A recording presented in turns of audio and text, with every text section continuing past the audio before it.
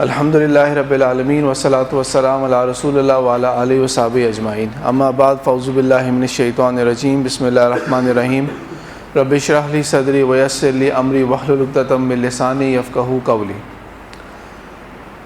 آج میں نے پرمیشن لے کے جو ہمارا ریگولر سبجیکٹ کی کلاس ہے اس کی جگہ میں نے یہ کہا کہ جو کرنٹ سچویشن ہے پاکستان کی اور انڈیا کی، اس کے اوپر تھوڑے سے میں آپ کو ایک گائیڈنس دے دوں اپنے پرسنل ویوز کے ساتھ۔ یہ جو مسلمانوں کی 1400 سال پلس کی زندگی ہے، جو اس کا عرصہ ہے پورا کا پورا، اس کے اندر کیا ہوتا ہے کہ تھرو آؤٹ ہسٹری خلافت راشدہ کا جو دور تھا، جو ہمارے لیے گولڈن ایج ہے، اس کے بعد مسلمان کبھی بھی یونائٹڈ اور اکٹھے نہیں رہے، اس تقسیم رہی ہے ان کے اندر۔ ایک تو ہوتی ہے تقسیم فرقہ واریت کی تقسیم، اور ایک تقسیم ہوتی ہے کہ ملکوں کے اعتبار سے یا سیاسی اعتبار سے بھی بہت بڑی بڑی تقسیم۔ اور اس کے بعد یہ بیسک اصول چلتا رہا تھا کہ جو اقتدار میں آ جائے ایک دفعہ زبردستی سے، وہ اس کی خلافت جو ہوگی یا اس کی بادشاہت ہوگی وہ چلتی رہے گی۔ نام خلافت کا چلتا رہا، لیکن ایکچولی وہ موروثی بادشاہت تھی۔ موروثی بادشاہت کیا ہوتی ہے کہ ون آفٹر دی ادر بیٹا ہوگا وہ خلیفہ ہوگا اس کا، اور یہ سلسلہ چلتا رہا تھا۔ اور مسلمانوں کی جو خلافت کے اگر کوئی لاسٹ سمبل تھا وہ آٹومن امپائر تھے، وہ کچھ ریلیشن شپ میں 1920 یا 1924 میں وہ ختم ہوا تھا۔ اب اس کے بعد یہ جو ٹائم تھا پچھلی کوارٹر سینچری، آپ کے ہاف سینچری پہلے کا جو ٹائم تھا، اور اس سے زیادہ 75 ایئرز، 100 ایئرز اور 50 ایئرز کے ٹرینیور کے اندر، اس دوران یہ جتنے بھی ملک آپ کو مڈل ایسٹ کے اوپر اور مسلمانوں کے ملک نظر آتے ہیں، یہ سارے کے سارے اس زمانے میں بنے اور آزاد ہوئے۔ ان کے اندر مڈل ایسٹ کے جتنے بھی ملک ہیں، سعودی عرب جیسا نام کا ایک ملک اپیئر ہو گیا، جارڈن ملک بن گیا، سیریا بن گیا، جو لیبنان ہے وہ بن گیا، ایجپٹ اس طرح آزاد ہوا، ٹونیشیا آزاد ہوا، لیبیا آزاد ہوا، یہ ملک تھے آزاد ہوتے رہے۔ دوسری سائڈ کے اوپر آ جائیں ہم لوگ تو ملیشیا جیسا ملک بن گیا۔ ان تمام ملکوں نے جب بھی بنے تھے، جتنے بھی یہ ممالک بنے تھے، ایک آپ نے اور بھی بہت سارے لیکچرز میں لوگوں کو سنا ہوگا، کافی اسکالرز ہوتے ہیں وہ اس طرح کی بات کر رہے ہوتے ہیں کہ 56 یا 57 مسلم کنٹریز ہیں۔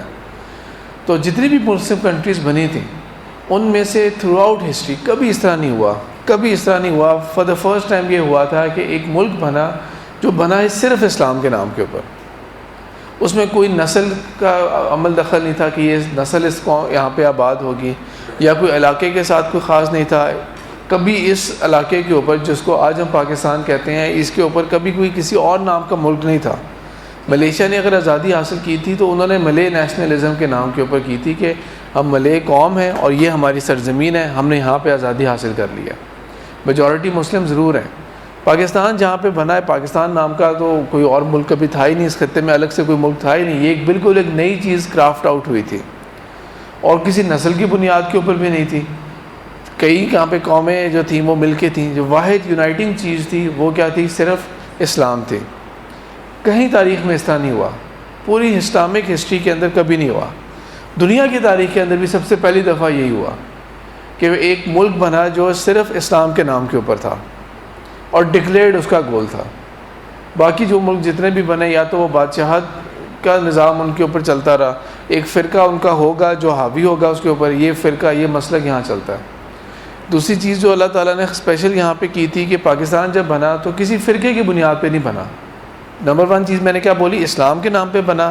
نمبر 2 چیز کیا ہو گئی؟ کسی فرقے کی بنیاد کے اوپر نہیں بنا، بلکہ اگر آپ اس کی ہسٹری دیکھ لیں تو تمام جو مرضی اسکول آف تھاٹ سے بلانگ کرتے تھے، سب لوگوں نے مل کے اس کی طرف آگے بڑھے تھے۔ اس لیے کوئی مسلمان نے دوسرے مسلمان کو قتل نہیں کیا، کہیں ایسا نہیں ہوا کہ کوئی سول وار ہو رہی ہو مسلمانوں کی آپس میں، کہ ایک فرقہ دوسرے کے اوپر غلبہ حاصل کر لے کسی طرح سے اور ہماری یہاں پہ مرضی چل سکے۔ اسی لیے کیونکہ مسلمانوں نے یونٹی دکھائی تھی، اس لیے اللہ تعالیٰ کی طرف سے مدد بھی بہت آئی، انہونی قسم کی ایک مدد آئی پاکستان کے لیے۔ قائد اعظم کو تو اللہ تعالیٰ نے زیادہ وقت نہیں دیا تھا، اور جن حالات میں بنا تھا وہ حالات ایسے تھے کہ کانگریس کے بہت سارے جو لیڈرز تھے ان کی رائے یہ تھی کہ یہ ایک بہت ٹیمپرری سٹیج آ گیا ہے انڈیا کے اندر، جہاں پہ انہوں نے اپنے ڈیوائن سمبلز مختلف بنائے ہوئے ہیں، جیسا ایک گاؤ ماتا ہوتی ہے ان کی، وہ ایک ڈیوائن سمبل ہے ان کے لیے. اور کیونکہ آج کل اس گورنمنٹ کی حکومت ہے، اس لیے آپ اس طرح کی خبریں، اگر آپ خبروں سے ان ٹچ ہیں تو اس طرح کی خبریں دیکھیں گے کہ کسی کے گھر میں اگر گوشت پایا گیا گائے کا تو اس گھر کو وہ مار دیتے ہیں، یا اس کو کچھ اس کے ساتھ زیادتی کی، آگ لگا دی، کسی کو کچھ کر لیا، کیونکہ اس فنڈامنٹلسٹ کی حکومت چل رہی ہے. تو انہی چیزوں میں سے ایک سمبل جو تھا ان کا، وہ تھا ان کا مہا بھارت، کہ یہ جو بھارت ہے ہمارا پورا، یہ پوری سرزمین جو ہماری بھارت کی ہے، یہ ہماری ماں کی طرح ہے. جیسا وہ گاؤں ماتا ہے، ایسا ہی مہا بھارت ہے ہماری، بگر گریٹر بھارت. اور جس طرح پاکستان کا یہاں پہ جب پاکستان بن رہا تھا تو انڈیا کی سائڈ کے اوپر انہوں نے وہاں پہ بھی یہ کمپین چل رہی تھی کہ انڈیا، ہم نے اس کا نام انڈیا نہیں رکھنا، ہم نے اس کا نام ہندوستان رکھنا ہے، کہ یہ ہندوؤں کی جگہ ہوگی، ہے ہندوؤں کی سرزمین ہوگی. تو پاکستان کو شروع کے اندر جب یہ پاکستان بن گیا، حالانکہ گاندھی نے یہ کہا تھا کہ پاکستان کو میں صرف اس صورت تسلیم کروں گا، I will accept the creation of Pakistan over my dead body, کہ میری لاش کے اوپر پاکستان بن پائے گا. لیکن پاکستان پھر بھی بن گیا.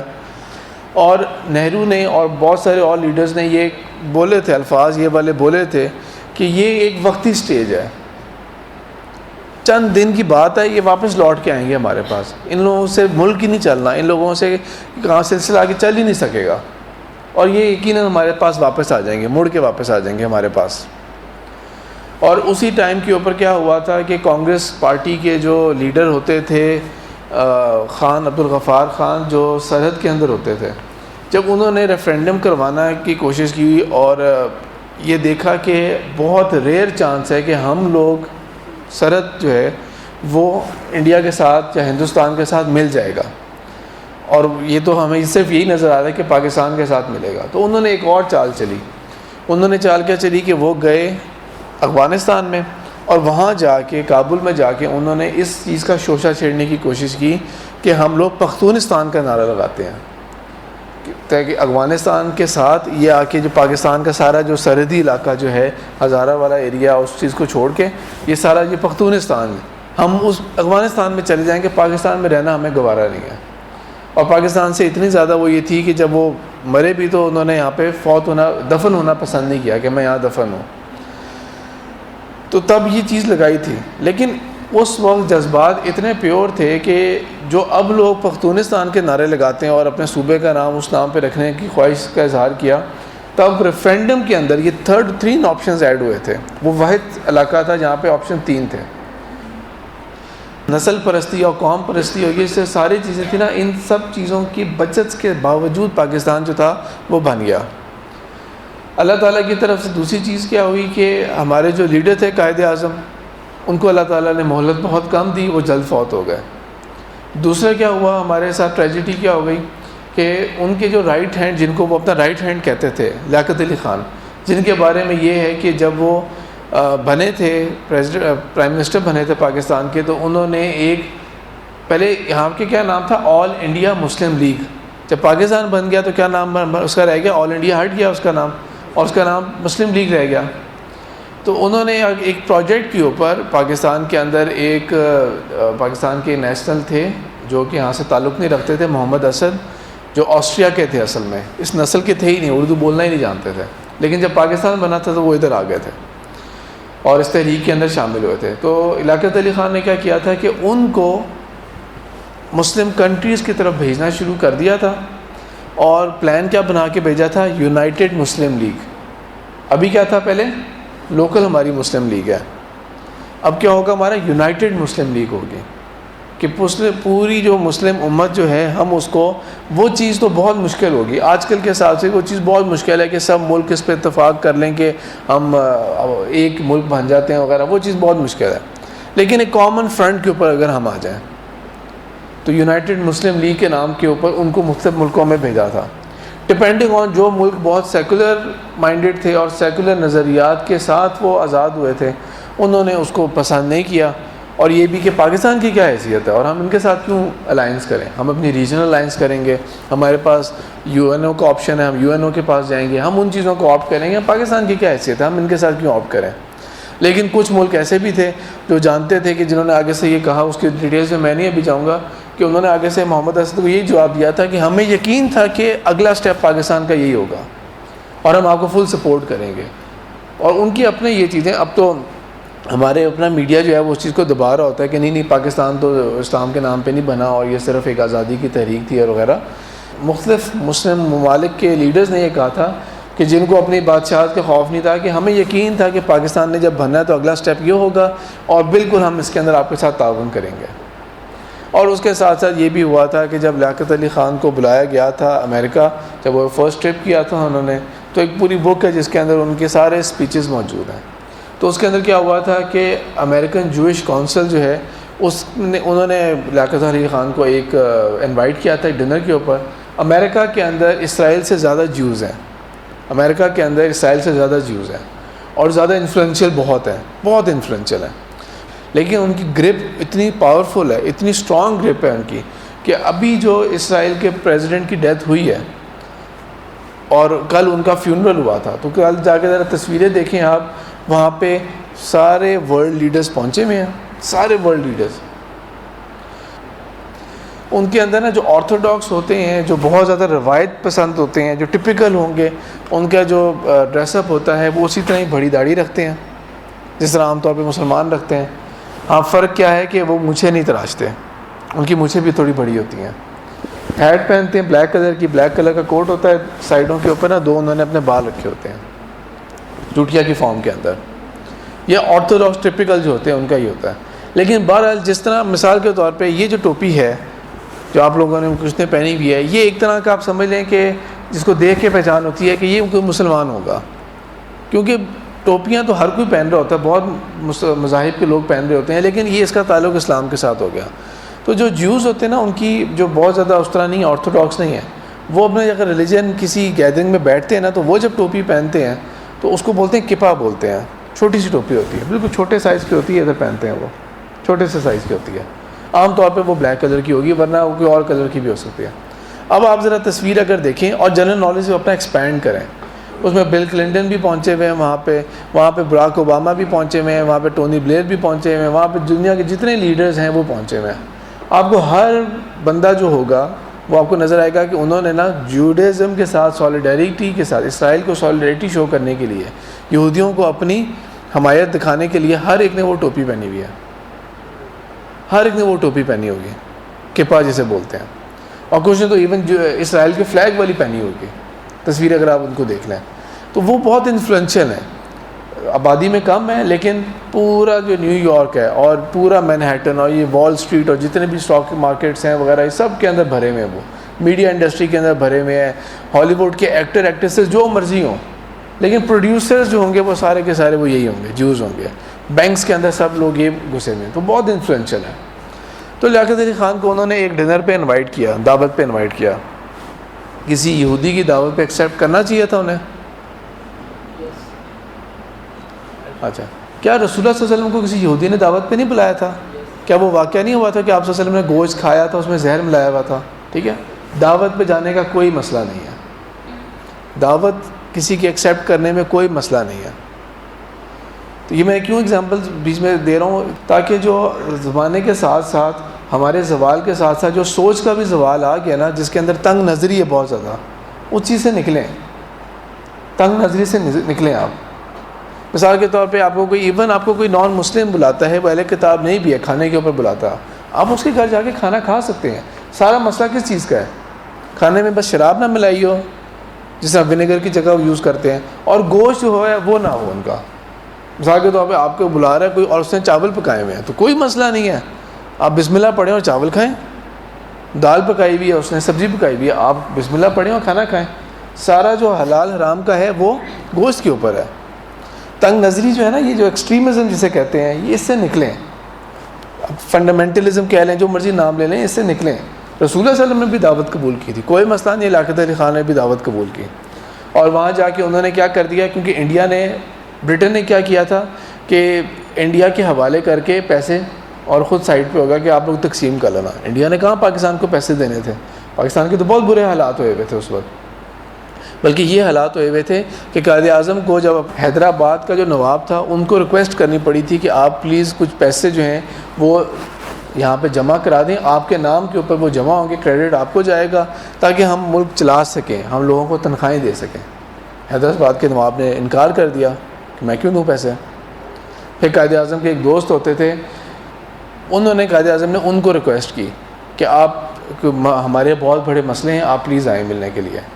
وہ آئے, قائد اعظم نے اپنا یہ ایشو بتایا. انہوں نے کیا کیا, اٹھا کے اپنی پوری چیک بک قائد اعظم کے رکھ دی, بلینک چیک سائن کر کے, جتنا آپ کو پیسہ چاہیے آپ لے لیں.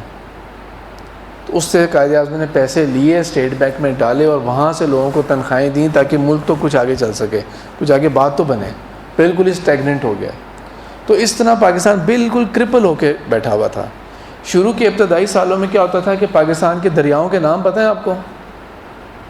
ٹوٹل 6 دریا بنتے ہیں, جو کہ اینڈ میں جا کے سارا انڈس میں جا کے شامل ہو جائیں گے. ٹھیک ہے, ٹوٹل 6 دریا بنتے ہیں. یہ 6 کے 6 کہاں سے آ رہے ہیں؟ انڈیا کے ذریعے سے آ رہے ہیں, انڈیا کے ذریعے سے آ رہے ہیں.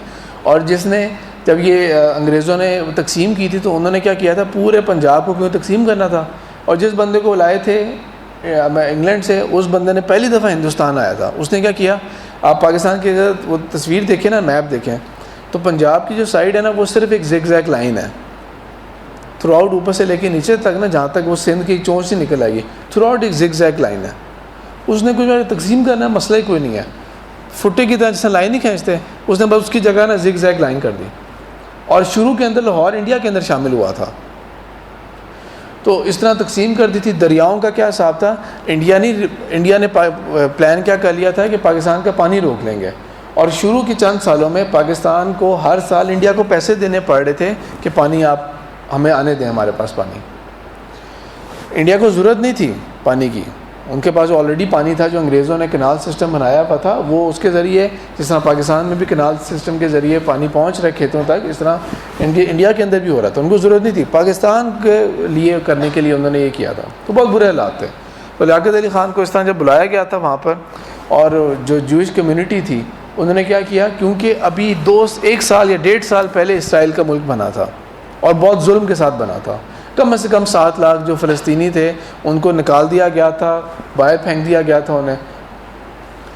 تو مسلم کنٹریز عام طور پہ تھیں, وہ اس کے خلاف ہوئی تھی, لیکن کسی میں ہمت نہیں تھی کہ کچھ کہہ سکے اس کو, اسرائیل کے بارے میں کوئی جملہ بول سکے ایٹ لیسٹ. تو اسرائیل نے کیا کیا تھا کہ لیاقت علی خان کو نہ بلا کے, کیونکہ وہ سارے بینکرز تھے اور بڑی بڑی انڈسٹری, انہوں نے سب نے آ کے آفرز کر دی کہ آپ اگر اسرائیل کو ریکگنائز کر لیں کہ پاکستان اور اسرائیل کے سفارتی تعلقات ہوں گے, اسرائیل کو حق حاصل ہے زندہ رہنے کا, ایک ملک ہے, ہم اس کو تسلیم کرتے ہیں, ایک لیجیٹیمیٹ قانونی طور پہ اس کی ایک حیثیت ہے, یہ ملک ہے, ہم اس کو ایکسیپٹ کرتے ہیں. تو ہم کیا کریں گے, ہم آپ کو یہ آفرز کرتے ہیں, آپ کے سارے جو پیسوں کا مسئلہ ہے وہ ختم, ملٹری ایڈ ہم آپ کو دیں گے, آپ ایک دفعہ بس ہمارے آگے تسلیم کر لیں, تو اس کے بعد آپ دیکھنا آپ کے لیے ہم کس طرح خزانے کھول دیں گے. تو اتنے حالانکہ خشک حالات ہیں پاکستان کے, لیکن لیاقت علی خان نے یہ کہہ دیا کہ gentlemen our souls are not for sale. ہم یہاں پہ کوئی بکنے ہی نہیں آئے ہوئے, کوئی قیمت نہیں ہے ہمارے روحوں کی کہ آپ قیمت لگائیں گے اور ہم بک جائیں گے. اور یہ انہوں نے کیوں کہا تھا, کیونکہ قائد اعظم نے کچھ سال پہلے جب اسرائیل کا بننے کا وقت قریب آ گیا تھا, تو وہ جملے کہے تھے جو کوئی مسلم لیڈر نہیں کہہ سکتا, کوئی عالم دین نہیں کہہ سکتا بڑے فورم کے اوپر. مسجد میں کھڑے ہو کے جو مرضی بولتے رہیں, لیکن ایک فورم کے اوپر اور کسی انٹرویو کے اندر کوئی ڈیئر نہیں کر سکتا ہے, مسلم لیڈر بھی اور کوئی بھی, اور وہ چاہے کوئی بھی مسلم لیڈر. کیونکہ قائد اعظم نے کیا کہا تھا, اسرائیل از دا انلیجیٹیمیٹ چائلڈ آف دا ویسٹ. یہ تو بالکل ایک ناجائز اولاد کی طرح اس کی حیثیت ہے ویسٹ کی. اتنے ڈیرنگ الفاظ تھے. بین گوریون جو ان کا پرائم منسٹر تھا, وہی حیثیت جو قائد اعظم کو ہے اسرائیل میں ڈیوڈ بین گوریون کو تھی. تو ڈیوڈ بین گوریون نے قائد اعظم کو ٹیلی گراف بھیجا تھا پرسنل ایک, کہ آپ مبارکباد ہو, پاکستان بن گیا ہے, اور یہ وہ ایک بہت ایک اچھے طریقے سے وہ کیا تھا. قائد اعظم نے اس کو پرے پھینکا تھا. اچھا, اب آگے ہم لوگ چلتے ہیں, اس سے آگے یہ پاکستان کی ابتدا تھی, لیکن لیاقت علی خان کو پھر قتل کر دیا گیا. اور جن کا میں ابھی ذکر کر رہا تھا, محمد اسد, انہوں نے اپنی بک میں لکھا ہوا ہے کہ جب ان کو قتل کیا تھا تو ان کے اگلے دن میں ان کی آفس میں گیا, اور ٹیبل کے اوپر میں نے دیکھا تھا کہ انہوں نے نا وہی یونائٹڈ مسلم لیگ کا جو پلان تھا نا, اس کی انہوں نے نا ہینڈ میڈ نوٹس بنائے ہوئے تھے کہ یہ ملک ابھی ہمارے ساتھ ایکسیپٹنس میں آ رہے ہیں، تو اب ہم یوں اس کو ایکسپینڈ کریں گے. پھر ہمارا نیکسٹ پلان یہ ہوگا. وہ یو این کے مقابلے میں ایک بہت اسٹرانگ بلاک بنانا چاہتے تھے، لیکن ظاہری بات ہے جب وہ چلے گئے تو اس کے بعد پھر ایک گیپ کریٹ ہو گیا. والا ان حالات کی وجہ سے جب پاکستان بنا اور وہ گیپ کریٹ ہو گیا، پاکستان جو ہے نا وہ ایک طرح کا اپنا جو راستہ جو ہے نا وہ کھو دیا، کیونکہ دو اہم لیڈرز ایک دوسرے کے بعد چلے گئے اور ایک ویکیوم کریٹ ہو گیا، اور پاکستان اپنا کافی حد تک راستہ کھونا شروع ہو گیا کہ ہمارا اگلے ٹارگیٹس کیا تھے. اور ایک اس طرح کی ذہنیت آہستہ سے کر کے بنتی رہی کہ پازیٹیو ایسپیکٹ میں اسلام کی کوئی خدمت نہیں، کوئی مسلم لیگ کا یونائٹڈ لیول کے اوپر، عالمی لیول کے اوپر، امت کے لیول کے اوپر جانے کا نہیں، کوئی اکنامک سسٹم سے ریلیٹڈ نہیں کہ ہم دنیا کے مسائل کا حل کریں جس طرح قائد اعظم نے اسٹیٹ بینک بناتے وقت کہا تھا. اس طرح کی کوئی چیز نہیں، بلکہ کیا جس طرح عام ملک ہے اس طرح کا ملک کی طرح، بس اس کو ملک کو کس طرح سے چلانا ہے. کوئی ڈکٹیٹر آ گیا، اس نے ڈکٹیٹر نے جتنا ٹائم نکال سکتے تھے وہ ڈکٹیٹر نے اپنا ٹائم نکال لیا. اس دوران کیا ہوا، انڈسٹری بن گئی، فلانی چیز ہو گئی. لیکن پاکستان کا یہ ویژن نہیں ہے.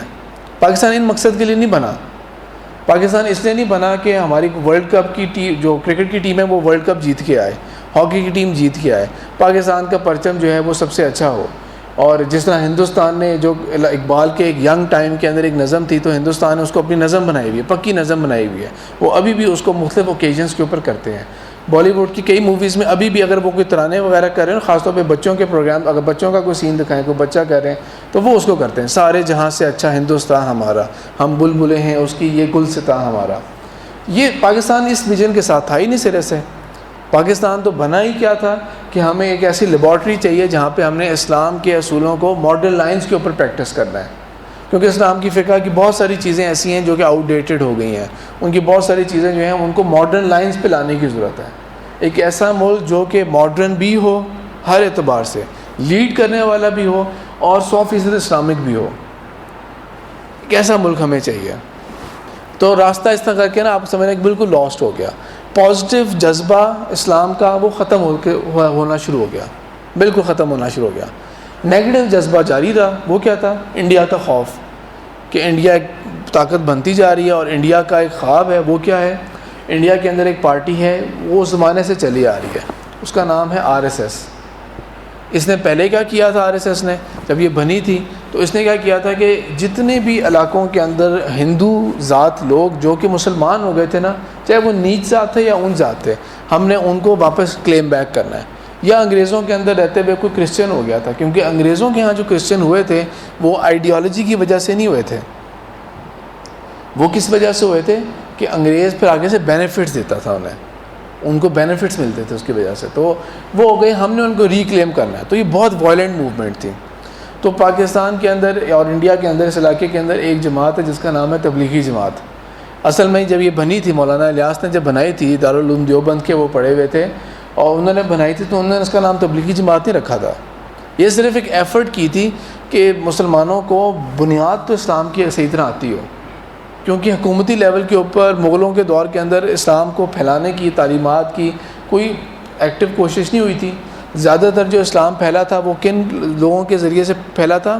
انڈیویجول نیک لوگ، انڈیویجولز نیک لوگ، ان کے ذریعے پھیلا تھا. ان کو آپ جو مرضی ٹائٹل دے دیں، ہمیں یہ ٹائٹل دینے میں کوئی مسئلہ نہیں ہے کہ وہ ان کو اولیاء اللہ ہم کہہ سکتے ہیں. اللہ تعالیٰ ان کی ساری عبادت کو، ان کی تقوی کو، اس کو قبول کرے. اولیاء اللہ کی کیا صفت ہوتی ہے؟ کہ جو لوگ ایمان لاتے ہیں اور تقوی کی زندگی اختیار کرتے ہیں. تو قرآن کے اندر آیت ہے اِنَّ اولیاء اللہ لا خوف علیہم ولا ہم یحزنون. اگلی آیت کے اندر اللہ تعالیٰ یہ کہتے ہیں وہ کون لوگ ہیں؟ جو تقوی اختیار کرتے ہیں اور ایمان کی زندگی گزارتے ہیں. تو اولیاء اللہ کہنے میں بھی کوئی حرج نہیں ہے. اگر اسلام پھیلا تھا تو ان کے ذریعے پھیلا تھا، ورنہ ادروائز اسٹیٹ لیول پہ تو کچھ بھی نہیں ہوا تھا ایسا. اور یہ باقی جو آپ جتنے بھی آپ نام سنتے ہیں، سیکٹس کے جتنے بھی نام سنتے ہیں، یہ تو بہت ریسنٹ ہے، سارے کے سارے ریسنٹ ہیں. ان کا انٹروڈکشن یہاں پہ بہت ریسنٹلی ہوا ہے، چاہے وہ باہر سے کچھ اسکول آف تھاٹ آئی ہے یا ادھر سے آئی ہے.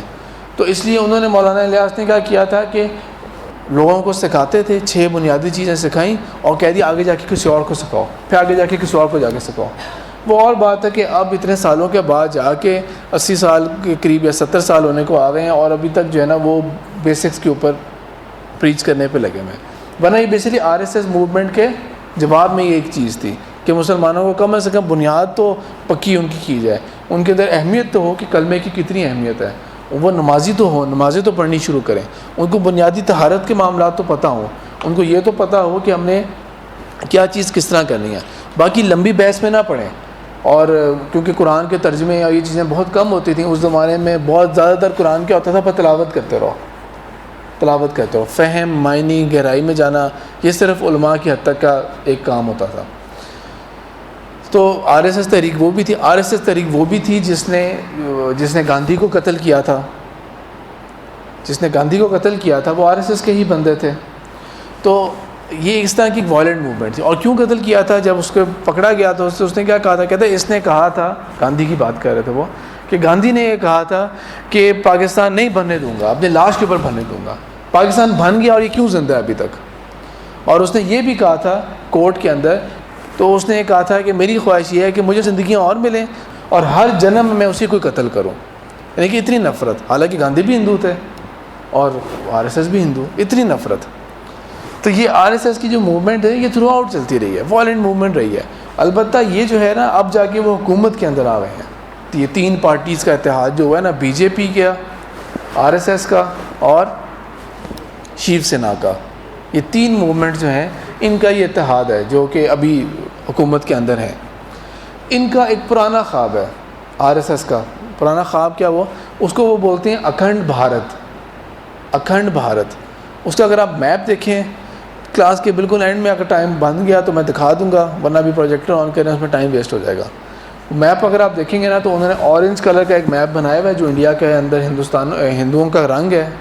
اور وہ کیا، افغانستان، پورا پاکستان، پورا ہندوستان، بنگلہ دیش، سری لنکا، نیپال، بھوٹان، یہ سارا جو علاقہ ہے نا، اور نیچے انڈونیشیا والے علاقے تک، یہ ہے ان کا اکھنڈ بھارت کا پلان کہ یہ ہم نے اس طرح کرنا ہے. اور اس کے اوپر وہ شاید نہیں فیل کرتے، ان کا کوئی ایسا نہیں ہے کہ ہم نے اس کے اوپر نہیں ہے میڈیا کے اوپر جا کے اس کو دبائیں یا کچھ کریں وغیرہ.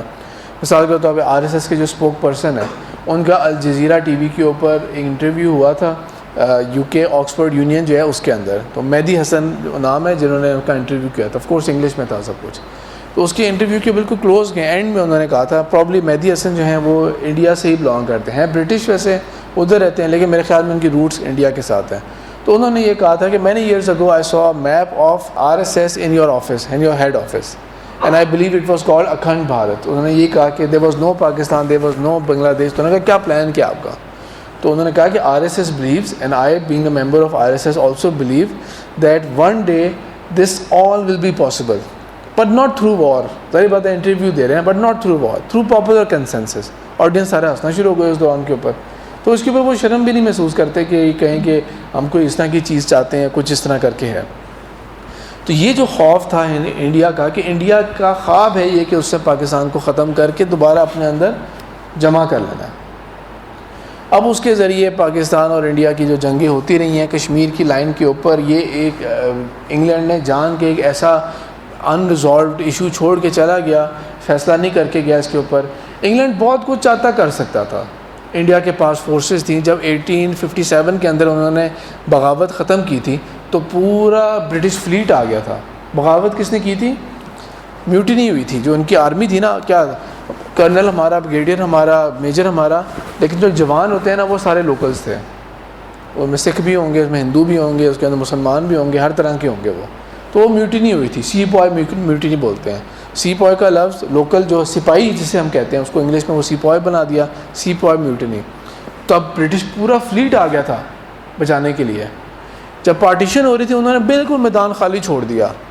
جتنے بندے مرتے ہیں مرتے جائیں، جتنے مسلمان ذبح ہو رہے ہیں ہوتے رہیں، جتنے سکھ اور ہندو مارے جا رہے ہیں، قتل ہو رہے ہیں، ذبح ہو رہے ہیں، ہوتے جائیں. وہ بھی جتنوں کا ریپ ہوتا ہے ہوتا رہے. ایک کھلا میدان چھوڑ دیا تھا، انجوائے کر رہے تھے بس اس چیز کو. اسی طرح کشمیر کا بھی معاملہ انہوں نے بالکل جان کے اس کو چھوڑ دیا، ایسا کہ ایسا وہ رہے کہ یہ بس اسی میں گم ہو جائیں دونوں. تو اس کے کیس کے اندر بھی کیا ہوا تھا کہ جب کشمیر کا ایشو بنا تھا اور کشمیر نے وہاں پہ نہرو کو بھیج دیا اور وہاں سے ہیلپ آ گئی تھی، ادھر قائد اعظم نے جنرل کو کہا تھا، جو برٹش جنرل تھے ان کو یہ کہا تھا کہ آپ فورسز بھیجیں. انہوں نے ڈینائی کر دیا، میں نہیں بھیجتا. کیا کرتے قائد اعظم؟ تو کس نے قائد اعظم کی بات کے اوپر حاضر ہوئے تھے؟ سارا یہ جو وزیرستان اور قبائلی علاقے کے لوگ ہیں، یہ لوگ گئے تھے سارے. جتنا آزاد کشمیر ہمارے پاس ہے یہ وہ لوگ گئے تھے، اور اس سے بھی زیادہ آگے جا سکتے تھے، اس سے بھی بہت آگے جا سکتے تھے اگر پولیٹیکل لیول کے اوپر ہم لوگ دھوکے میں نہ آ جاتے کہ جو برٹن نے گارنٹیز دے دی تھی کہ ہم اس کا مسئلہ حل کریں گے اور انڈیا کے ہم اس کا مسئلہ حل کریں گے. کیونکہ زیادہ جب مسئلہ ہو گیا تھا تو وہ کہاں چلا گیا تھا؟ انڈیا UN کے پاس چلا گیا تھا، اور UN نے کہہ دیا ہم ریفرینڈم کرائیں گے، اور ہم لوگ جو ہیں وہ یہود، نصارہ اور ہندوؤں کی جھوٹے وعدوں کے اندر آ گئے. لیاقت علی خان نے چند سال کے بعد ریلائز یہ کیا کہ یہ سارا ڈرامہ انہوں نے کیا ہے. تو پاکستان نے ایک ملٹری آفینس کرنا تھا. پاکستان کے پاس ملٹری کم تھی، لیکن آدھے سے زیادہ سارا ایمونیشن جو تھا نا وہ سارا کشمیر پہنچا دیا تھا.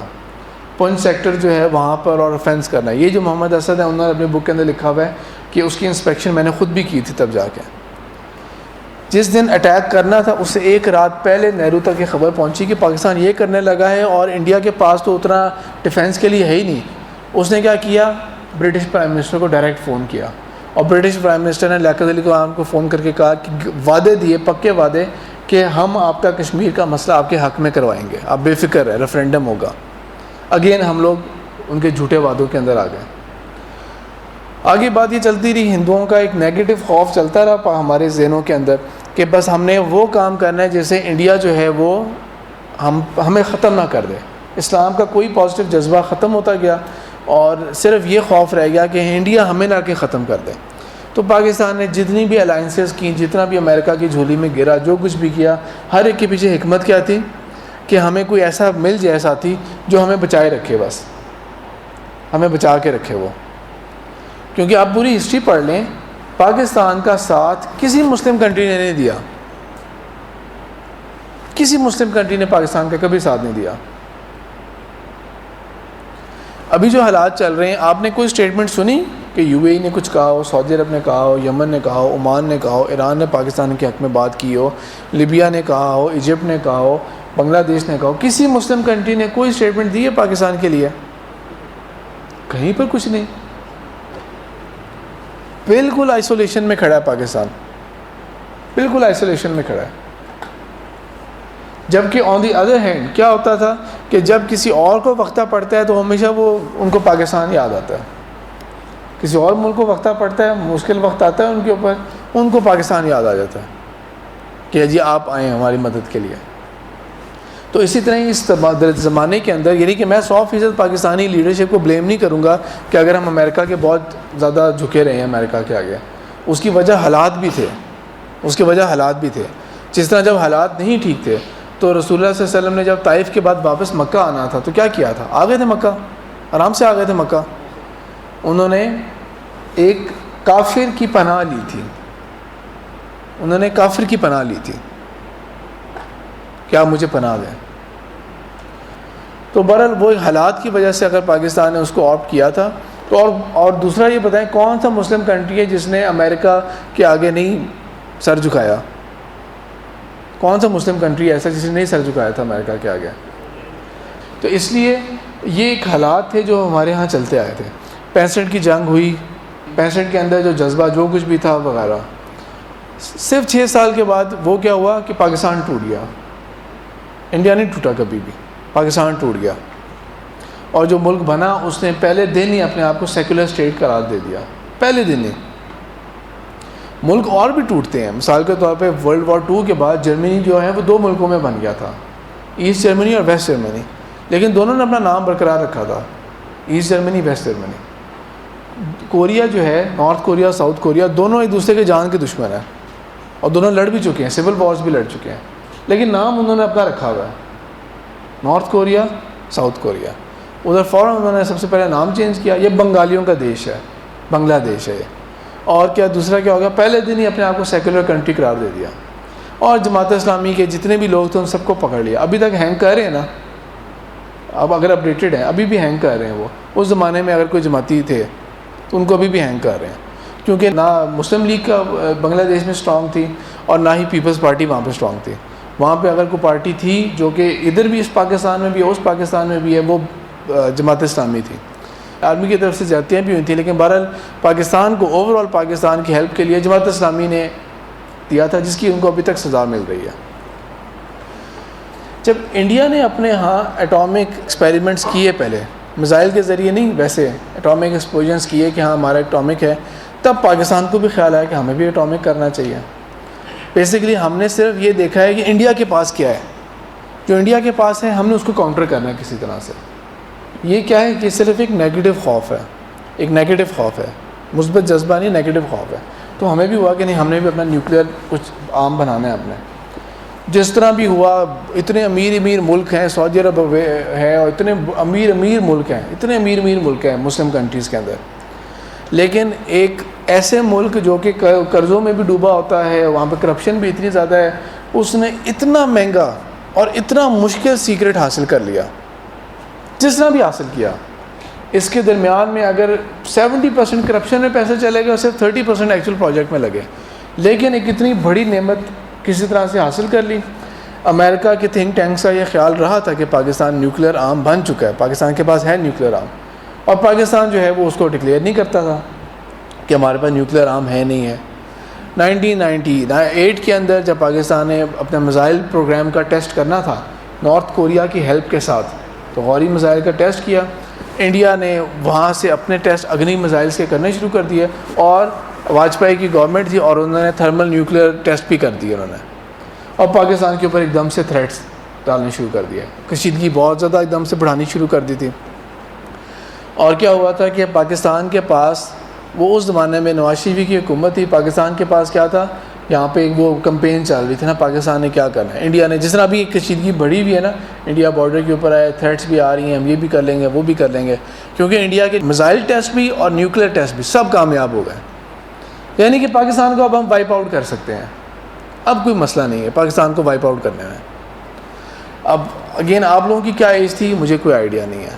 تو تب کیا ہوتا تھا، خبروں میں کیا آتا تھا، پاکستان نے سعودی عرب سے بات کی، پاکستان نے چائنا سے کبھی بات کر رہا ہے، پاکستان کبھی فلاں ایران سے فون پہ بات کر رہا ہے، پاکستان کے سارے ڈپلومیٹک چینلز اختیار کرنے کی کوشش کیے تھے۔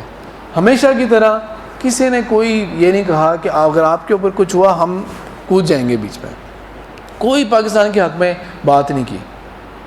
پاکستان نے شروع کے اندر ہی جیسے ہی انڈیا نے تھریٹ دینے شروع کیے تھے نا، تو ارینجمنٹ جو نواز شریف نے، تب یہ ایک میٹنگ ہوئی تھی جس میں آرمی چیف بھی تھے اور یہ سارے تھے، ڈاکٹر عبدالقدیر خان، یہ سب تھے۔ حالات معلوم کیا، نواز شریف نے پوچھا کہ ڈاکٹر صاحب کیا پوزیشن ہے ہماری، یعنی کہ ریالٹی کیا ہے۔ انہوں نے کہا کہ سب کچھ ہے ہمارے پاس، ہم نے ٹیسٹ آج تک نہیں کیا، ڈکلیئر نہیں کیا، لیکن ہو جائے گا۔ تو کہا ٹھیک ہے، آپ تیاری پوری رکھیں۔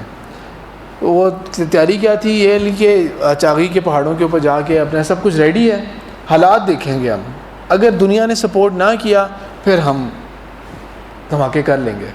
اور یہ کیوں ڈرنے والی کیا بات ہے، کیونکہ پوری دنیا نے سینکشنز لگا دینی ایک دم سے، امریکہ نے سینکشنز لگا دی، بل کلنٹن کا دور تھا، بل کلنٹن کی روزانہ خبر آتی تھی پاکستان کے بارے میں، نواز شریف سے بات کیے جا رہے ہیں، پریشرائز کیے جا رہے ہیں کہ نیوکلیئر ٹیسٹ نہیں کرنے آپ نے، نیوکلیئر ٹیسٹ نہیں کرنے آپ نے۔ اب اس کی تھوڑی سی ایک اور میں آپ کو چند سال پیچھے ہسٹری میں اور جا کے ایک اور بات بتاتا ہوں۔ 1948 میں جب اسرائیل بنا تھا تو جیروسلم کا جو شہر ہے یہ ڈیوائیڈڈ سٹی تھا، ڈیوائیڈڈ کیپٹل، فلسطین آدھا فلسطین کو دیا جائے گا، آدھا اسرائیل کو دیا جائے گا، اور جو بیت المقدس ہے، مسجد اقصیٰ ہے، وہ ڈویژن اس میں بھی ہوتی تھی کہ مسجد اقصیٰ والا حصہ ہے یہ مسلمانوں کو ہم دے دیں گے، اور جو ویلنگ وال والا حصہ ہے جہاں پہ وہ یہودیوں کی جو بنی ہوئی ہے اور جس کے آگے وہ اپنی دعائیں مانگتے ہیں اور وہ پرچیاں ڈالتے ہیں، وہ اسرائیل کے حصے میں جائے گا۔ یعنی کہ وہ ڈویژن مسجد اقصیٰ، وہ بھی مسجد بھی آدھی ڈیوائیڈ ہوئی تھی۔ 67 کے اندر جب اسرائیل نے آفینس کیا تھا، ایک وقت میں 3 مسلمان کنٹریز کو شکست دی تھی اور جیروسلم کے اوپر بھی پورا قبضہ کر لیا اور بہت آگے تک چلے گئے تھے، نہ ہونے کے برابر کچھ رہ گیا تھا۔ جو پورا سنائی پیننسولا ہے وہ بھی سارا ایجپٹ سے لے لیا، جارڈن سے بھی لے لیا، سیریا سے بھی لے لیا، فلسطین کا تو پہلے کوئی حال نہیں تھا، فلسطین سے زمین چھینی، باقی 3 ملکوں کو ایک وقت پہ شکست دی۔ تو ڈیوڈ بین گوریون، ابھی اللہ تعالیٰ کی مشیت ہے کہ نہرو اتنے سال زندہ رہا، ڈیوڈ بین گوریون اپنے ملک بنانے کے بعد بھی 20 سال تک پرائم منسٹر رہا، اور ہمارے پاس لیڈرز کا فقدان ایک دم سے ہو گیا، ان کی مہلت ہی نہیں تھی زندگی کی۔ اقبال تو بہت سال پہلے ہی فوت ہو چکے تھے، قائد اعظم بیمار تھے، وہ فوت ہو گئے، لیاقت علی خان کو مرڈر کر دیا گیا، ایک فقدان بن گیا ہمارے پاس لیڈرشپ کا. اللہ تعالیٰ کی طرف سے مشیت کیا، ان کے لیڈرز کو لمبی لمبی عمریں ان کی.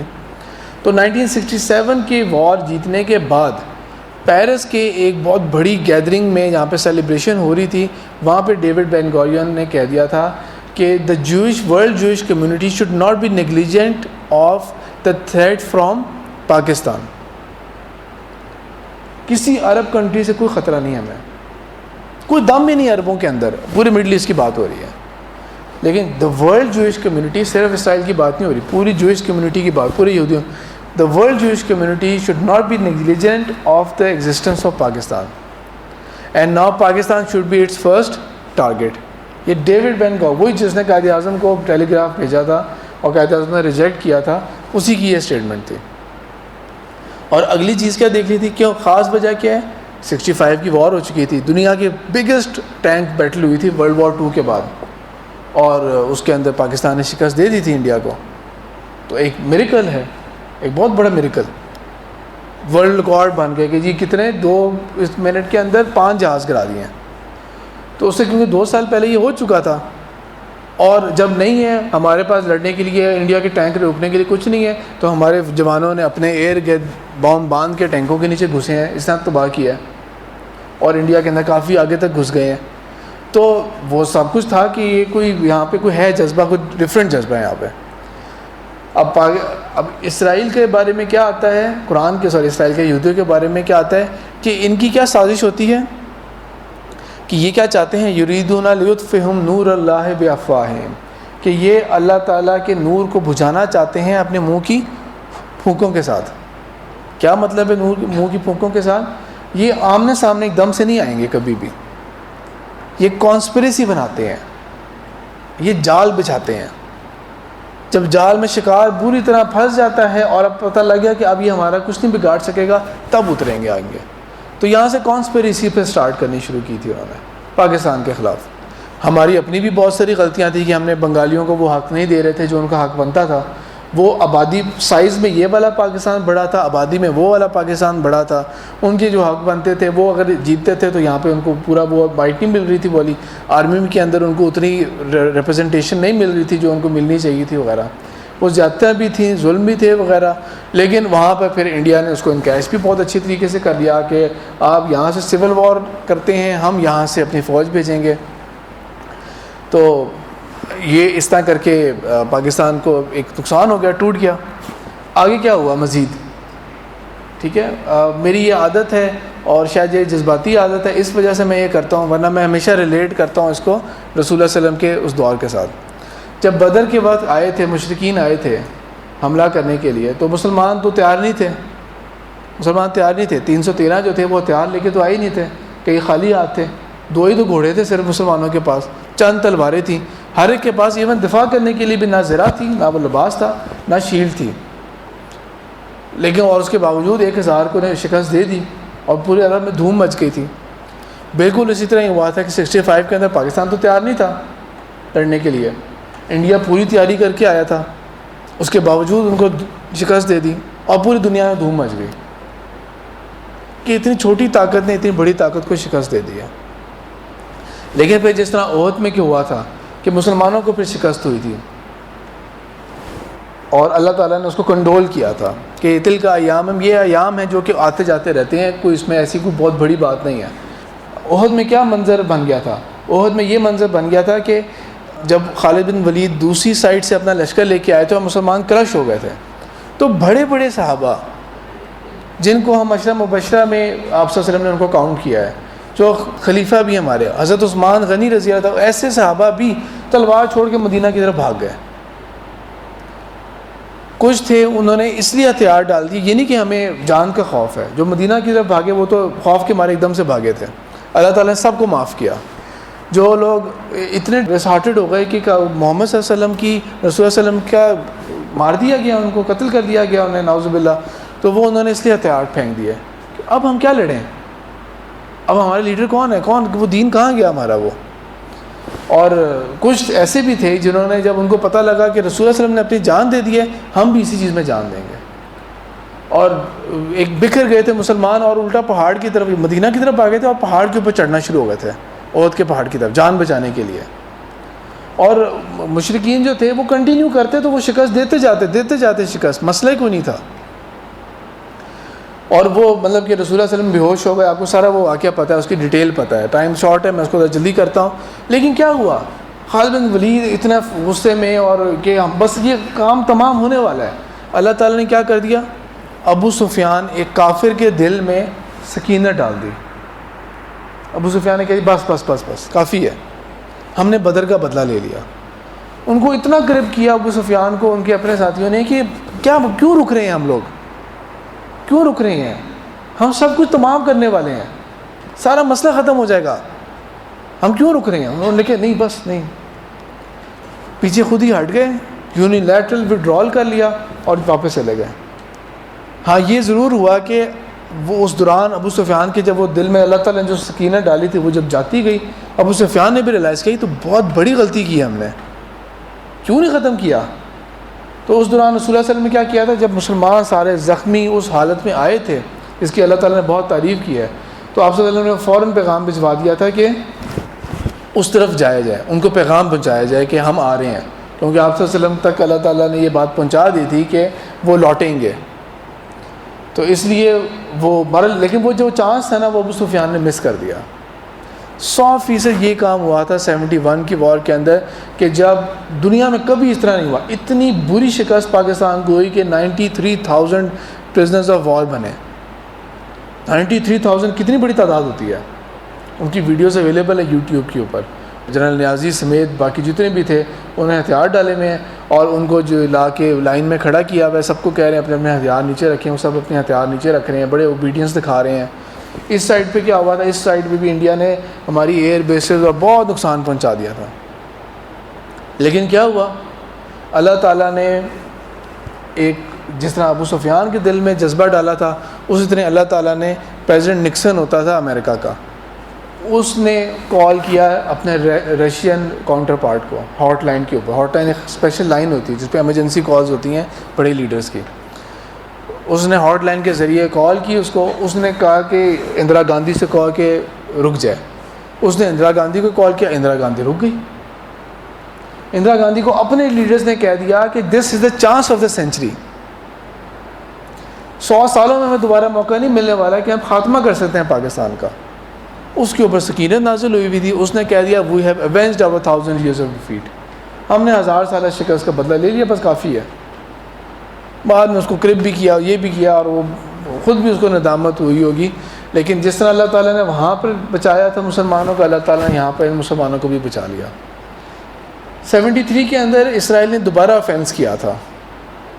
پاکستان کی طرف سے 2 پائلٹس تھے ایئر فورس کے, انہوں نے والنٹیئر کیا تھا سیرین آرمی کے ساتھ. پاکستان نے کیا کہہ دیا کہ کیونکہ ہمارا اسرائیل کو ہم ریکگنائز نہیں کرتے ایک دوسرے کو, ہمارے ایک دوسرے کے ساتھ کافی خراب تعلقات ہیں, اس لیے اگر یہ بات اوپن ہو گئی کہ پاکستان سپورٹ کر رہا ہے اسرائیل کے خلاف, سیریا کے ساتھ لڑ رہا ہے مل کے, تو جنگ پھیل سکتی ہے.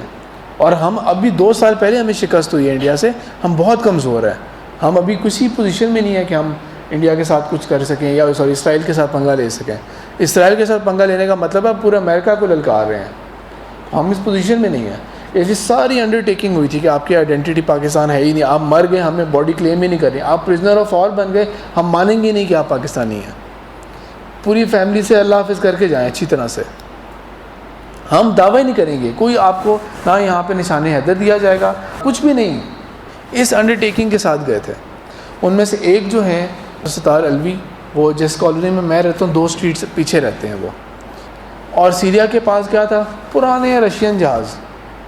ان کو کام کیا دے دیا تھا سیرین آرمی نے کہ وہ جو ایئر فیلڈ ہے نا اس کو آدمی پیٹرولنگ کیا کرنی ہے, آپ نے پیٹرولنگ کرنی ہے اور آپ نے یہ کام کرنا ہے.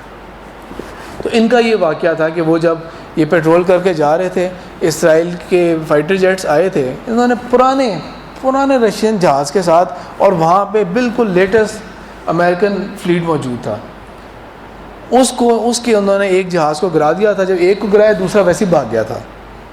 اور اسرائیل نے, اگر آپ پرانی خبریں دیکھیں اس ٹائم کی یا کیونکہ بکس پڑھ لیں آپ لوگ, اسرائیل نے شور مچایا تھا کہ یہ ہمارے پاس انٹیلیجنس ہے کہ پاکستانی پائلٹ تھا یہ, یہ عرب پائلٹ ہو ہی نہیں سکتا. لیکن پاکستان نے افکورس اس کو ڈینائی کرنا تھا. عبدالستار الوی ہیں, ان کو سیرین گورنمنٹ نے ان کو ہائیسٹ اپنا جو ملٹری ایوارڈ ہوتا ہے جو ایک زندہ کو دیا جاتا ہے, جو اس اسرائیلی پائلٹ جس کو پلین کریش ہوا تھا نا, اس نے ایجیکٹ کیا تھا لیکن پھر بھی وہ خیر مر گیا تھا وہ. تو اس کا جو جرسی ہوتی ہے نا جو پہنتے ہیں ایئر فورس والے, وہ ان کی جرسی ان کے گھر میں لٹکی ہوئی ہے اسرائیلی پائلٹ کی. تو جب 98 کے اندر یہ اٹامک والا ایشو ہوا تھا, تب اسرائیل کے نیوز کلپس میرے پاس بھی ہیں, تب خبریں بھی یہ تھیں. نواز شریف کے تب والد زندہ تھے, میاں محمد شریف. خبر اندر کی خبر یہ تھی, میڈیا پہ نہیں آتی تھی, لیکن خبر یہ تھی کہ پاکستان جو ہے نا وہ ٹیسٹ کرے گا, نیوکلیر ٹیسٹ کرے گا, کیونکہ انٹرنیشنل کسی نے سپورٹ نہیں کیا پاکستان کو. تو میاں محمد شریف نے, یہ ویڈنسڈے کی بات ہے جب نواز شریف کی میٹنگ ہوئی تھی ملٹری ٹاپ براس کے ساتھ, اور میاں محمد شریف نے یہ کہا تھا کہ اچھا تم لوگوں نے اگر اٹامک بام کرنے ہیں نا, بلاسٹ کرنے ہیں, تو تم لوگ جمعے والے دن کرنا, برکت والا دن ہے. ISI نے نواز شریف کے فیصلے کے اوپر اپنی انٹیلیجنس رپورٹ لائی کہ ہمارے پاس کریڈیبل خبریں ہیں کہ اسرائیلی فائٹر جیٹس انڈیا میں آ چکے ہیں, اور آج رات یعنی کہ جو تھرسڈے کی رات ہوگی, اس رات کو, کیونکہ عام طور پہ آپ خبریں جب بھی دیکھیں گے نا رات کو اٹیکس ہوتے ہیں, آج رات اٹیک ہو جانا ہے, جمعے کا ٹائم ہمیں نہیں ملے گا. اور ایک دم سے ہمارے پاس اتنے ایئر کرافٹ اور اتنا سب کچھ نہیں ہوتا کہ ہم اس سب چیزوں کو کر سکیں. تو اس لیے تھرسڈے کو پاکستان نے پھر وہ اٹامک ایکسپلوژنس کیے تھے. اور جب پاکستان نے ایکسپلوژنس کیے تھے تب کیا ہوا تھا, پاکستانی میڈیا تو بھی آ رہا تھا نا کہ میاں محمد نواز شریف اتنے بجے قوم سے خطاب کریں گے.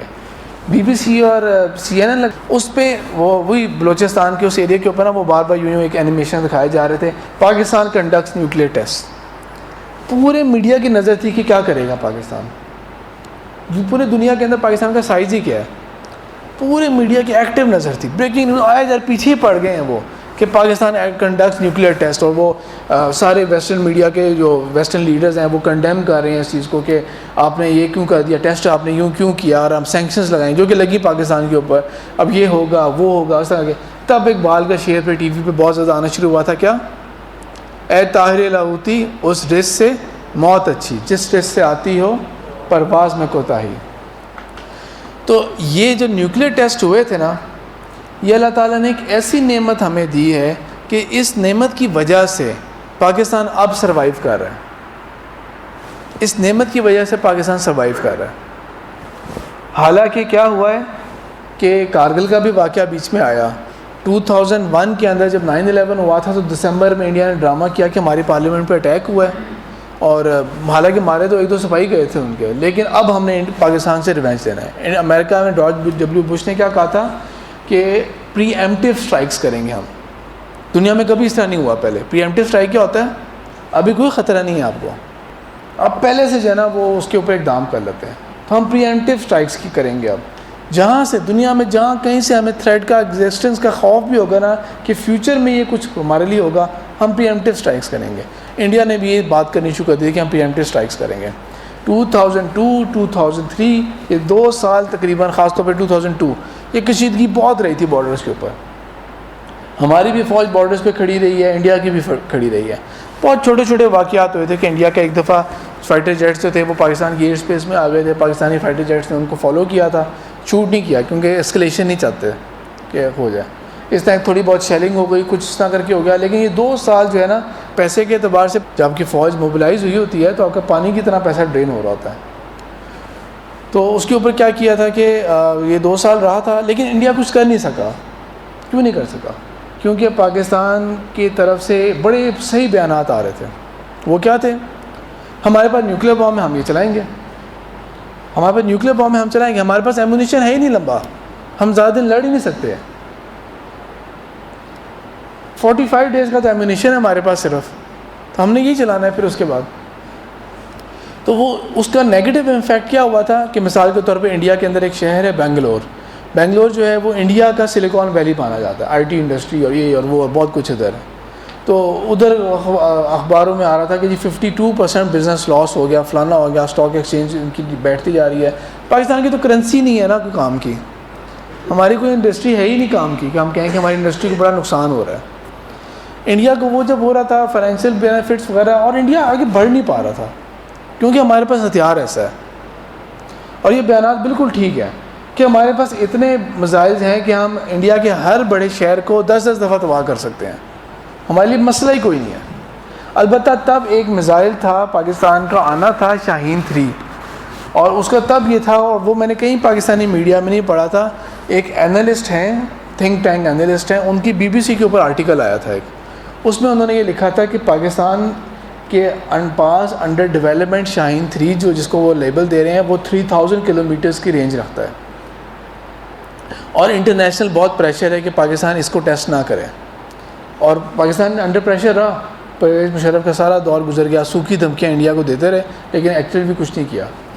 تو اس دوران کیا ہوا تھا, ایک بہت غلط کام پاکستان نے کیا کیا کہ پاکستان شروع سے یہ کہتا آ رہا تھا 89 میں کشمیر فریڈم موومنٹ میں نا جہادیوں کا کام شروع ہوا تھا, اور 88 کے اندر یہ ضیاء الحق کے دور کا ہی یہ مائنڈ جو تھا نا, یہ ضیاء الحق کا ہی تھا. ضیاء الحق کی تو ڈیتھ ہو گئی تھی آپ کو پتہ ہے 17 اگست 1988 کو, لیکن 89 میں ایکٹیولی شروع ہوئی تھی کشمیر کے اندر جہاد موومنٹ. تو انڈیا شور مچاتا تھا کہ پاکستان یہ مجاہدین کو اسلحہ دے رہا, سب کچھ دے رہا. پاکستان ڈینائی کرتا تھا, پاکستان کہتا تھا کہ ہم سپورٹ کرتے ہیں فریڈم موومنٹ کو, ہم یہ کرتے ہیں, لیکن یہ ان کی انڈیجنس موومنٹ ہے, یہ ہم اس میں کچھ نہیں کر رہے. پرویز مشرف نے کیا کر دیا, اور اس وقت کی جو پولیٹیکل لیڈرشپ تھی کاف لیگ والی, انہوں نے بھی یہ کر لیا, انہوں نے وہ سارے جہادسٹ جو پارٹیز تھیں ان کے اوپر ہاتھ ڈالنا شروع کر دیا, ان کو پکڑ لیا, روک لیا ان کو یہ وزیرستان میں امریکہ کے کہنے کے اوپر آپریشن لانچ کر دیا. یہ علاقہ غیر بے شک تھا, بے شک یہاں پہ کوئی جرائم پیشہ بھی لوگ جاتے تھے وغیرہ, لیکن کوئی ہمارے ساتھ ان کے ساتھ کوئی مسئلہ نہیں چل رہا تھا. حب وطن لوگ تھے یہ, طالبان بھی حب وطن تھے, پاکستان کے ساتھ بھی محبت کرنے والے تھے طالبان. اس کا میں آپ کو ایک واقعہ بتاتا ہوں. ایک پاکستان کے ایمبیسڈر ہیں جو ایک 2 سے 3 سال پہلے نا ایک سیمینار ہوا تھا اسلام آباد ہالیڈے ان کے اندر, وہاں پہ وہ آئے تھے. وہ ایمبیسڈر تھے جب طالبان کا دور تھا وہاں پر آخری ایام کے اندر. وہ ادھر وزیرستان کے علاقے کی رہنے والے تھے. وہ پوری دنیا کے اندر طالبان کو کون ریکگنائز کرتا تھا؟ صرف پاکستان, صرف سعودی عرب, صرف UAE. نہ UN میں ان کا کوئی ہے, نہ کسی کوئی اور لینا دینا ہی نہیں ہے, نہ کوئی ایمبیسیز ہیں ان کے ملک کے اندر, کچھ بھی نہیں ہے. تو طالبان نے کیا کیا تھا کہ ہیومن رائٹس کی اور وومن رائٹس اور فلانے رائٹس اور یہ رائٹس کے نا مختلف چیزیں آتی رہتی تھیں, وہ تھرو پاکستان ہوتی تھیں. افغانستان میں سارا جو ان کا جو آٹا اور سب کچھ جاتا ہے وہ بھی پاکستان سے جاتا تھا, کرنسی بھی پاکستان کی چلتی تھی, آئل بھی پاکستان سے جاتا تھا. تو آپ یوں سمجھ لیں کہ ایک وزیرستان جو علاقہ غیر ہے نا کہ پاکستان کا ڈائریکٹ کنٹرول نہیں ہے, لیکن وہ پاکستان کے ساتھ وہ ہیں, لائل ہیں. آپ سمجھ لیں اس کی ایکسٹینشن ہوئی بھی تھی طالبان آگے تک, وہ ایکسٹینشن تھی اس کے. بہرحال ایک ہیومن رائٹس کے ایک گروپ نے UN کی طرف سے تھا, انہوں نے کچھ نا لمبی ایک لسٹ دی تھی پاکستان کو. یہ کہا تھا کہ افغانستان کو یہ فارورڈ کریں کہ آپ یہ سٹیپس سارے پورے کریں, یہ سارے سٹیپس آپ پورے کریں ہیومن رائٹس کی وائلیشن کے, ادروائز ہم آپ پہ سینکشنز لگا دیں گے, ادروائز ہم یہ کریں گے, ادروائز ہم وہ کریں گے وغیرہ وغیرہ. تو اس طرح پاکستان کا ڈیلیگیشن گیا. تو یہ جو امبیسڈر صاحب تھے یہ کہہ رہے تھے کہ میں مترجم بھی تھا اور میں ظاہر بات ہے پاکستان کو ریپرزینٹ بھی کر رہا تھا. تو پاکستان سے ڈیلیگیشن آیا تھا, اور دوسری سائڈ سے ملا عمر نہیں تھے, ایک اور تھے, انہوں نے اس لیکچر میں انہوں نے نام نہیں لیا تھا, تو انہوں نے بس صرف ملا بول رہے تھے انہیں. تو کہتے ہیں اس طرح پاکستان نے نا وہ ساری بات کی کہ یہ ہمارے پاس ڈاکومنٹس UN کی طرف سے آئے ہیں, یہ سینکشنز لگ جائیں گے, ہیومن رائٹس کی یہ وائلیشن آپ لوگ کر رہے ہیں, فلانے کر رہے ہیں وغیرہ. تو وہ کہتے ہیں میں نے ترجمہ کر کے جب وہ ملا صاحب کو بتایا تو انہوں نے پہلا سوال مجھ سے پوچھا کہ اس سے پاکستان کو کیا فرق پڑے گا. میں نے آگے سے وہی سوال پاکستانی ڈیلیگیشن کو ہی کر دیا ٹرانسلیٹ کرنے کے بعد کہ وہ کہہ رہے ہیں کہ پاکستان کو کیا فرق پڑے گا اس سے. تو کہ نہیں پاکستان کو کیا فرق پڑنا ہے, آپ لوگوں کے اوپر ہے, یہ آپ لوگ نہیں کریں گے, آپ کو سینکشنز ہوں گے وغیرہ. انہوں نے جب اس کو آگے بات بتائی ان کو آگے, تو وہ ملا جو تھے انہوں نے کہہ دیا اچھا اگر تو آپ یہ کہتے نا کہ پاکستان کو اس سے کوئی فرق پڑتا تو ہم سوچتے, کیونکہ پاکستان کا مفاد ہمیں عزیز ہے, لیکن آپ کہہ رہے ہیں پاکستان کو کوئی فرق نہیں پڑتا. تو ان سے کہتے ہیں ہمیں آپ کی کوئی ضرورت نہیں, آپ جائیں لسٹ واپس لے جائیں اپنی, آپ نے جو کرنا کریں, اور ان کو صرف اتنا پیغام ہمارا دے دیں ہم مٹی کے گھر میں رہتے ہیں, مٹی پر سوتے ہیں, اور تیسرا تعلق ہمارا مٹی سے ہوگا کہ ہماری قبر بھی مٹی میں ہوگی. تو وہ جو کرنا چاہتے ہیں وہ کریں جو ان کو سمجھ لگتی ہے. دوسری میں آپ کو ایک دلیل یہ والی دیتا ہوں کہ ایک تو وہ ہے نا کہ 94 میں ISI کے ہی انڈر ٹریننگ طالبان آگے آئے تھے. دوسرا یہ کہ یہ جو TTP اور طالبان افغان طالبان کو آپ لوگ مکس اپ نہ کریں. دوسری دلیل یہ ہے کہ اسی 9/11 کے دنوں کے اندر جب 9/11 کا اٹیک امریکہ نے کرنا تھا وہ کیا تھا اکتوبر کے اندر, یہ مہینے کے ٹائم کے اندر نا بہت کورسپونڈنٹس یہاں پہ آ گئے تھے, اس زمانے میں ڈینیل پرل بھی تھا جس کو بعد میں کسی ایک نے بہت زیادتی کے ساتھ بیہیڈ بھی کر دیا تھا. تو اس میں ایک تھی سن ٹائمز برٹش میگزین ہے, اس کی تھی یوان ریٹلی, وہ آئی تھی تب. اب وہ افغانستان اور پاکستان کے بارڈر تو ایسے کھلا بارڈر ہی ہے, ڈیورنٹ لائن امریکہ انگریز جو بنا کے گئے تھے, تو وہ اس طرح اس کے اندر داخل ہو گئی تھیں, صرف خبریں لینی تھی اور واپس آنا تھا. واپس آتے وہ طالبان کے ہاتھوں پکڑی گئی تھیں, اور امریکہ ویسٹ میڈیا کے اوپر وہ ایک آتا تھا کہ ابڈکشن کر لی ہے اور یہ کر لیا وغیرہ کر لیا, اور بہت خوف ہے کہ پتہ نہیں کیا ہو رہا ہوگا. انہوں نے اپنی بک لکھی بعد میں آنے کے بعد, اور پھر بعد میں دنیا جہان میں انہوں نے لیکچرز دیے اپنے. اور جب وہ رہا کے آئی تھی تو میڈیا کے امیجیٹ سوال جو انہوں نے اپنی بک میں لکھا ہوا ہے, امیجیٹ سوال یہ تھے کہ آپ کے ساتھ کیا ہوا تھا, آپ کے ساتھ ریپ ہوا تھا, آپ کے ساتھ کیا زیادتی ہوئی تھی, کتنے وائلیشنز ہوئی تھی وغیرہ. انہوں نے کہا تھا مجھے بہت اچھے طریقے سے رکھا گیا تھا وہاں پہ. تو انہوں نے اس طرح بتایا کہ مجھے اتنا فریڈم انہوں نے دیا ہوا تھا, اور اتنی وہ چیز تھی کہ قیدی میں تھی, لیکن جو میرے سیل تھا نا, جو جیل خانہ آپ کہہ لیں, اس کی چابی انہوں نے مجھے دی ہوتی تھی. یہ آپ کی حفاظت کے لیے, تاکہ کوئی اندر نہ آ سکے. امریکہ کی جنگ ہو رہی ہے, لیکن انہوں نے چابی جو تھی نا وہ یون ریڈلی کو دی ہوئی تھی. اور وہ کہتی تھی کہ ایک آتے تھے, ایک بندہ آتا تھا ڈسکس کرنے کے لیے, کہتے ہیں اس کے چہرے کے اوپر بڑی عجیب سی چیز تھی کہ کچھ اس طرح لگتا تھا کہ کوئی وہ چمک رہا ہے چہرہ.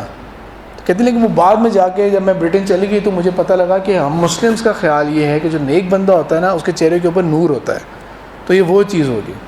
تو وہ بندہ ان کو کنونس کرتا تھا. بہرحال جب طالبان کو فیصلہ کر لیا طالبان نے کہ ہم نے وڈرا کرنا ہے, کابل چھوڑ دینا ہے, ہر جگہ چھوڑ دینی ہے, غاروں میں چلے جانا ہے, تو ان کو بھی چھوڑنے کا فیصلہ کیا تھا, اور کہا تھا کہ ہم نے آپ کے لیے نا وہ راستے کا بندوبست کر لیا ہے, یہ آپ کو لے جائیں گے پاکستان, اور پاکستان سے آگے پھر آپ چلے جائیں گے. تو اس بندے نے یہ کہہ دیا تھا کہ آپ مسلمان ہو جائیں. انہوں نے کہا میں نہیں مسلمان ہوتی.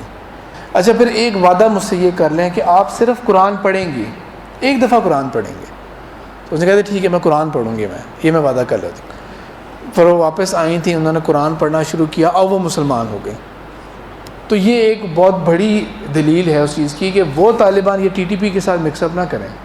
یہ ٹی ٹی پی جو ہے یہ وہ طالبان ہے. تو یہ پرویز مشرف کے دور میں یہ جو وزیرستان پہ حملے کر لیے, اور یہ سارا جو اینٹی چیز ہوئی, ہماری فوج کے اندر بھی یہ خیالات پیدا ہوتے تھے کہ ہم دل سے یہ جنگ نہیں لڑ رہے, امریکہ کے کہنے کے اوپر لڑ رہے ہیں, وارنٹ, اور ہماری جنگ نہیں ہے, ہم نے کیوں اس کے اندر کر رہے ہیں. اور شروع میں چاہے ہمیں لگا ہو کہ ہاں جی ہم نے بڑا اچھا کر لیا, ہمارے قصوری جو فارن منسٹر ہوتے ہیں ان کے بھی بیانات ہوتے ہیں, ہم نے بیک بون توڑ دیا تھا القاعدہ کی, ہم نے یہ کر دیا, ہم نے وہ کر دیا. اینڈ رزلٹ کیا ہونا شروع ہوا اس کا, ہماری آرمی ڈی مورلائز ہوئی ہے. ہماری آرمی کے خلاف عوام کے اندر بھی جذبات پیدا ہونا شروع ہو گئے. بلوچستان کے اندر آزادی کی تحریک چل رہی تھی, ایم کیو ایم کو کھلا ہاتھ دے دیا کہ ایم کیو ایم جو کرنا چاہے کرے. ایم کیو ایم کھل کے بدماشی میں آ گیا. جہاں پہ جو لوکل مسئلے تھے نا ان سب کو فری ہینڈ ملتا گیا, جو جس نے کرنا کرے. دھماکے ہونا شروع ہو گئے, اسلام آباد سیفسٹ سٹیز کاؤنٹ ہوتا تھا, دھماکے ہو رہے ہیں. 2007 میں Islamabad world's most dangerous city count ہوا تھا. لال مسجد کے مسئلے کے اندر کوئی ملٹری آپریشن کی ضرورت نہیں تھی.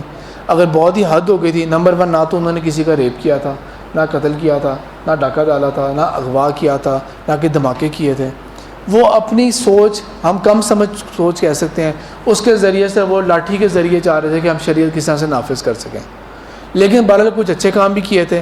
اسلام آباد میں تب اتنی روشن خیالی آنی شروع ہو گئی تھی کہ مساج سینٹرز کھلنا شروع ہو گئے تھے. مساج سینٹرز کچھ بھی نہیں ہوتا, صرف ایک اچھا نام ہوتا ہے بروتھل سینٹرز کے لیے, پروسٹیٹیوشن سینٹر کے اچھا نام ہوتا ہے. تو چائنیز مساج سینٹر بھی کھل رہے ہیں, یہ بھی ہو رہا ہے, مطلب کہ بالکل ہی لبرلائزیشن کی طرف جا رہے تھے. تو ان کی لاٹھیوں کے ذریعے سے شاید وہ تھریٹ میں آگے وہ بند ہو گئے. شاید اس کا ثواب ان لوگوں کو مل جائے گا کہ ان کے ذریعے سے اگر کوئی نوجوان گناہ سے بچ گئے.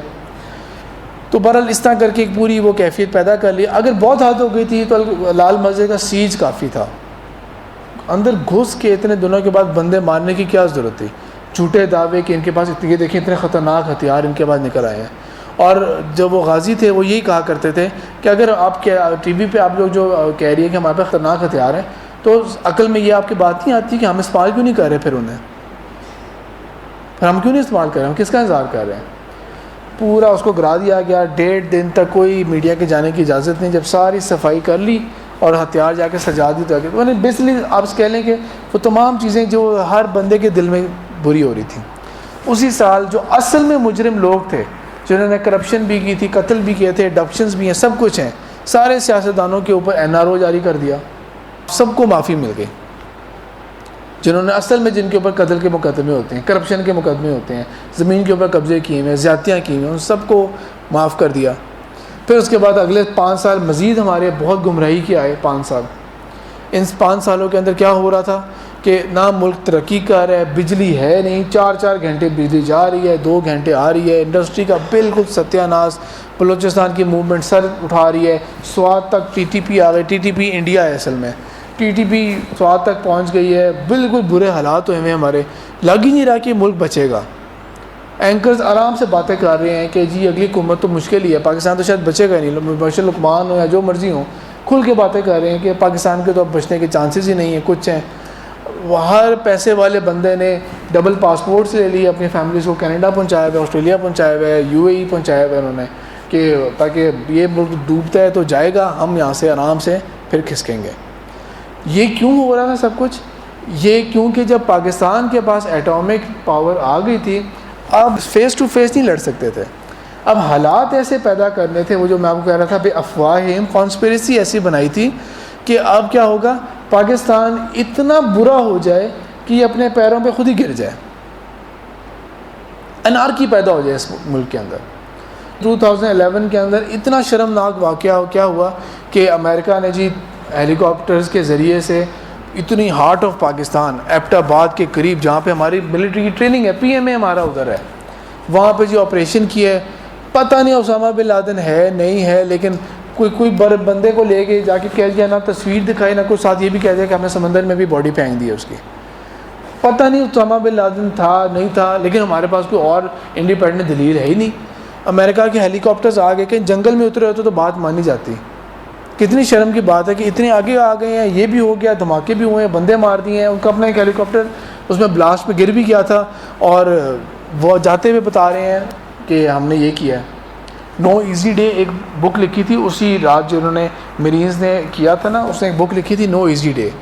اس کے اندر اس نے یہ لکھا ہے کہ اشفاق پرویز کیانی نے اوباما کو کہہ کے منتیں کی تھی کہ آپ پلیز میڈیا کے اوپر آ کے یہ بات کہیں کہ پاکستان کو نہیں پتہ تھا اس کا, آپ یہ کہیں.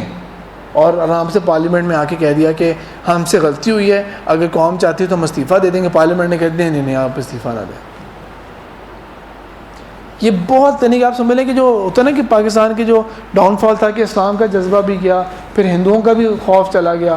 تو ہماری تاریخ میں آپ کے پیرنٹس نے بھی ہر ایک نے انڈین موویز دیکھی ہیں, گانے بھی سنے ہیں, لیکن وہ کس طرح دیکھا کرتے تھے کہ وی سی آر پہ جا کے پائریٹڈ موویز آ گئی انڈیا کے. پرویز مشرف کے دور میں بالی ووڈ کی موویز سینماز میں بھی لگنی شروع ہو گئیں, اور انڈیا کے ڈرامے بھی ہمارے یہاں پہ لگنا شروع ہو گئے, انڈیا کے ڈائریکٹ گانے بھی ہمارے میڈیا پہ پلے ہونے شروع ہو گئے. وہ جو چیز تھی نا کہ انڈیا کا ایک خوف, ایک نیگیٹو جذبہ تھا, اس کو بھی بگاڑ کے رکھ دیا.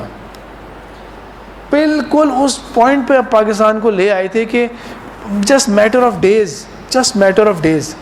میرے پاس وہ سارے نیوز کلپس ہیں جن کے اندر ویسٹرن تھنک ٹینکس جو ہیں ان سب نے میپس کے ساتھ تصویریں بنائی ہوئی ہیں کہ پاکستان اب یوں ڈیوائڈ ہو جائے گا, یہ فری بلوچستان میں علیحدہ ہونے والا ہے. یہاں سے ایم کیو ایم دعویٰ کیا کر رہا تھا, انہوں نے کیا کر دیا NWFP, ٹھیک ہے عجیب سا نام تھا, نام چینج کرتے, لیکن انہوں نے جان کے نام کیا رکھا, خیبر پختونستان. تو پھر باقی جو لوگ تھے ایبٹ آباد اور منصیرہ کے رہنے والے, انہوں نے کہہ دیا ہمیں اب ہزارہ صوبہ چاہیے. اور پیپلز پارٹی کی گورنمنٹ کے آخری دور میں کیا ہو رہا تھا, لوور پنجاب میں کون سا صوبہ بنائیں گے, سرائکی صوبہ بنائیں گے. نسل پرستی کے اوپر سب کو, ہر ایک کو لے کے آ رہے تھے نسل پرستی کے اوپر. پرفیکٹ پلان جس سے پاکستان نے آرام سے ٹوٹنا ہے, پرفیکٹ پلان جس سے پاکستان آرام سے ٹوٹ جائے گا, کچھ نہیں بچنا پاکستان کا آگے. سیاستدانوں کا گٹھ جوڑ بھی ہے کہ وہ ایک دوسرے کو سپورٹ بھی کریں گے, اس لیے نہ کوئی ایسی موومنٹ نہیں کرنی کہ ایک دوسرے کے زیادہ خلاف ہو, تھوڑی بہت باتیں کرنی ہیں, لیکن پیچھے سب برابر ہیں, سارے کے سارے اپنے پیسے بھی اور ہر چیز باہر ملکوں میں لے گئے. پرفیکٹ پلان بن گیا تھا. یہاں تک کہ ایون انڈیا کا ایک رائٹر ہیں, سینئر ہیں, کافی بڑے ہیں, ان کا ایک میگزین میں آیا تھا, وہ بھی میں نے پھر اس کی تصویر کھینچ کے اپنے پاس رکھی ہوئی ہے. انہوں نے بھی تصویر کھینچ دی کہ اب پاکستان جب ٹوٹے گا with in a couple of years تو اس کی یہ شیپ ہوگی. اور الٹا صاحب یہ ہو گیا تھا کہ انڈیا کے اندر نا جو لوگ ذرا دور سوچ رکھتے تھے, بڑی سوچ رکھتے تھے, انڈیا کے کچھ اینالسٹ یہ کہنا شروع ہو گئے تھے کہ انڈیا کو چاہیے کہ پاکستان نہ ٹوٹے. ایک تو ہے نا RSS کی سوچ ہے, وہ تو چاہتے ہیں کہ واپس مل جائے ہمیں, لیکن جو دور سوچتے ہیں وہ کہتے ہیں پاکستان نہ ٹوٹے. کیوں؟ ان کی کیا رائے تھی, اور بالکل صحیح سوچ تھی ان کی. کہتے ہیں اتنا گند مچ گیا اس ملک کے اندر, اتنا قتل و غارت, اتنے فرقہ واریت, اتنے ڈکیتیاں, کرائمز, موبائل چھینے جا رہے ہیں, لڑکیاں ابڈکٹ ہو گئیں, پتہ ہی نہیں لگ رہا, بچوں کو اغوا کیا جا رہا ہے, یہ کچھ پتہ ہی نہیں لگ رہا, بیماریاں اتنی, ڈینگی نے پریشان کر کے رکھا ہوا ہے کہ کوئی ڈینگی کوئی چیز ہے, سیلاب آ رہا ہے تو سیلاب ہی نہیں جان چھوڑ رہا, کوئی چیز ٹھیک نہیں ہوئی. تو انہوں نے کہا اتنے مسئلے ہیں کہ یہ تو پھر مسئلے پھر ہمیں ملنا شروع ہو جائیں گے, ہمارے ملک میں آنا شروع ہو جائیں گے مسئلے, یہ اتنے برے پرفیکٹ پلانس تھے. تو میں نے وہ میرے پاس وہ باقی جو نا جو باہر کی میڈیا ہے ان کی پریڈکشنز ہیں, ان میں کچھ نے تو ایون 2006 کی بھی بات کی ہوئی تھی کہ پاکستان 2006 میں ختم ہو جائے گا, لیکن جو بڑے تھنک ٹینکس تھے نا ان کا جو پلان تھا اس میں کچھ نے 2012 کا فگر دیا تھا اور کچھ نے زیادہ تر نے 2020 کا دیا تھا. پاکستان نام کا کوئی ملک نہیں دنیا میں بچے گا. اب امریکہ کے لیے کیا خوف کی چیز ہے کہ پاکستان کے پاس تو نیوکلیئر ایسٹس ہیں, تو ان کا کیا کرنا ہے.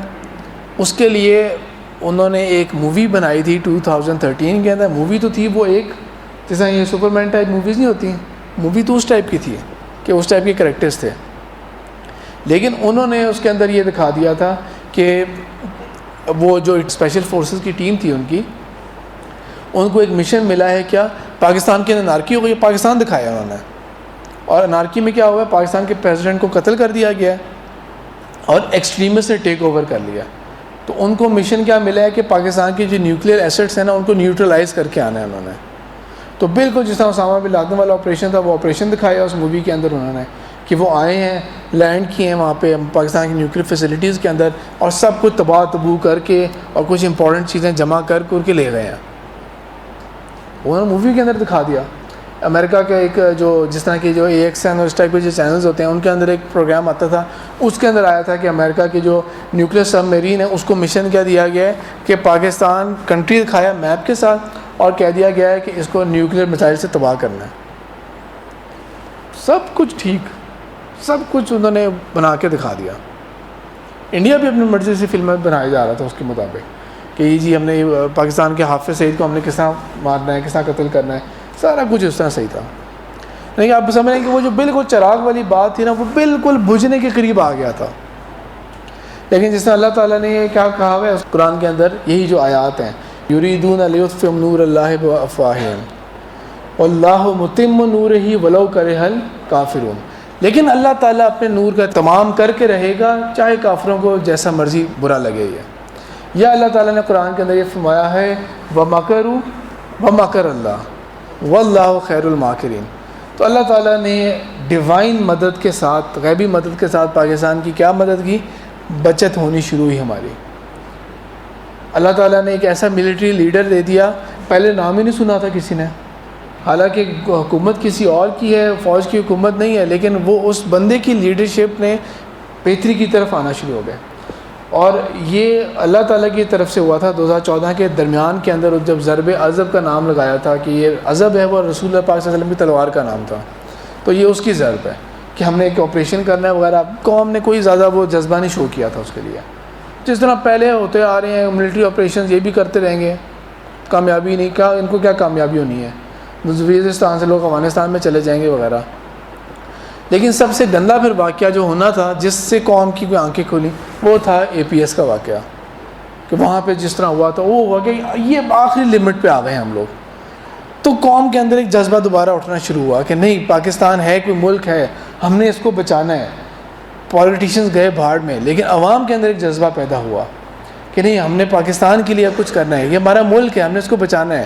یہ نہیں رہے گا تو ہم کہاں جائیں گے.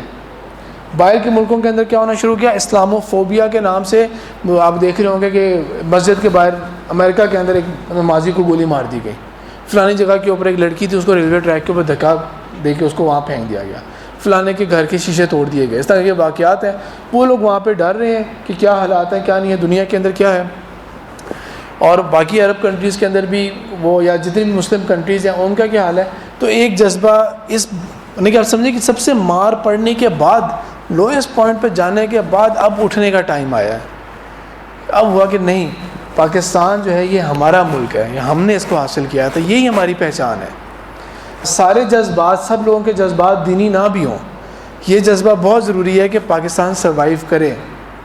اور یہ کسی معجزے سے کم نہیں ہے کہ اتنے کم ٹائم میں، ابھی 2 سال نہیں ہوئے APS کے واقعے کو، پاکستان بہت بہتری کی طرف آنا شروع ہو گیا، بہت بہتری کی طرف۔ گوادر کا جو پہلے ذکر ہوتا تھا وہ امریکہ کے انفلوئنس میں آنے کے بعد گوادر کا پروجیکٹ چھوڑ دیا پاکستان نے، سنگاپور کو حوالے کر دیا، لیز کر دیا، اتنے لمبے عرصے کے لیے۔ وہ کچھ بھی نہیں کہہ رہے، امریکہ کہہ رہے کچھ نہیں کرنا، کیونکہ اس میں بہت سارے ملکوں کے مفاد شامل ہیں۔ UAE نہیں چاہتا، عمان نہیں چاہتا، ایران نہیں چاہتا، انڈیا نہیں چاہتا کہ یہاں پہ کچھ ہو سکے، رشیا نہیں چاہتا کہ یہاں پہ کچھ ہو سکے۔ چائنا کا انٹرسٹ واحد اکیلا ہے جس کا انٹرسٹ ہے۔ پھر اس دوران کیا ہوا کہ سی پیک کا ایک دم سے دھوم ہونی شروع ہوئی ہے کہ سی پیک ہے، اور بلوچستان کے اندر وہ ساری آزادی کی موومنٹ سب کچھ جو ہے وہ ایک دم سے سیٹل ڈاؤن ہونی شروع ہو گئی چیزیں، ایک دم سے سیٹل ڈاؤن ہونی شروع ہو گئی چیزیں۔ اس سے کیا پتہ لگتا ہے کہ جب آپ کچھ کرنا چاہتے ہیں تو اللہ تعالیٰ پھر راستہ کھولنا شروع کریں گے آپ کے لیے۔ جب آپ کچھ کرنا چاہتے ہیں تو اللہ تعالیٰ آپ کے لیے راستہ کھولیں گے۔ اور پاکستان کی اگر خدمت کرنی ہے تو پاکستان کے جو آرگنز ہیں ان میں گھس کے خدمت کرنی ہے، پراپر چینل کے ذریعے۔ سب سے اچھی چیز یہ ہوئی کہ چائنا نے پاکستان کو یہ نہیں کہا کہ آپ ڈیولپ کریں، چائنا نے $44 بلین کے انویسٹمنٹ کا کہا کہ ہم اس کو لیڈ کریں گے، اور پرسوں کی خبر ہے یا کل کی خبر ہے کہ 8 بلین کا اور پروجیکٹ ڈالا ہے۔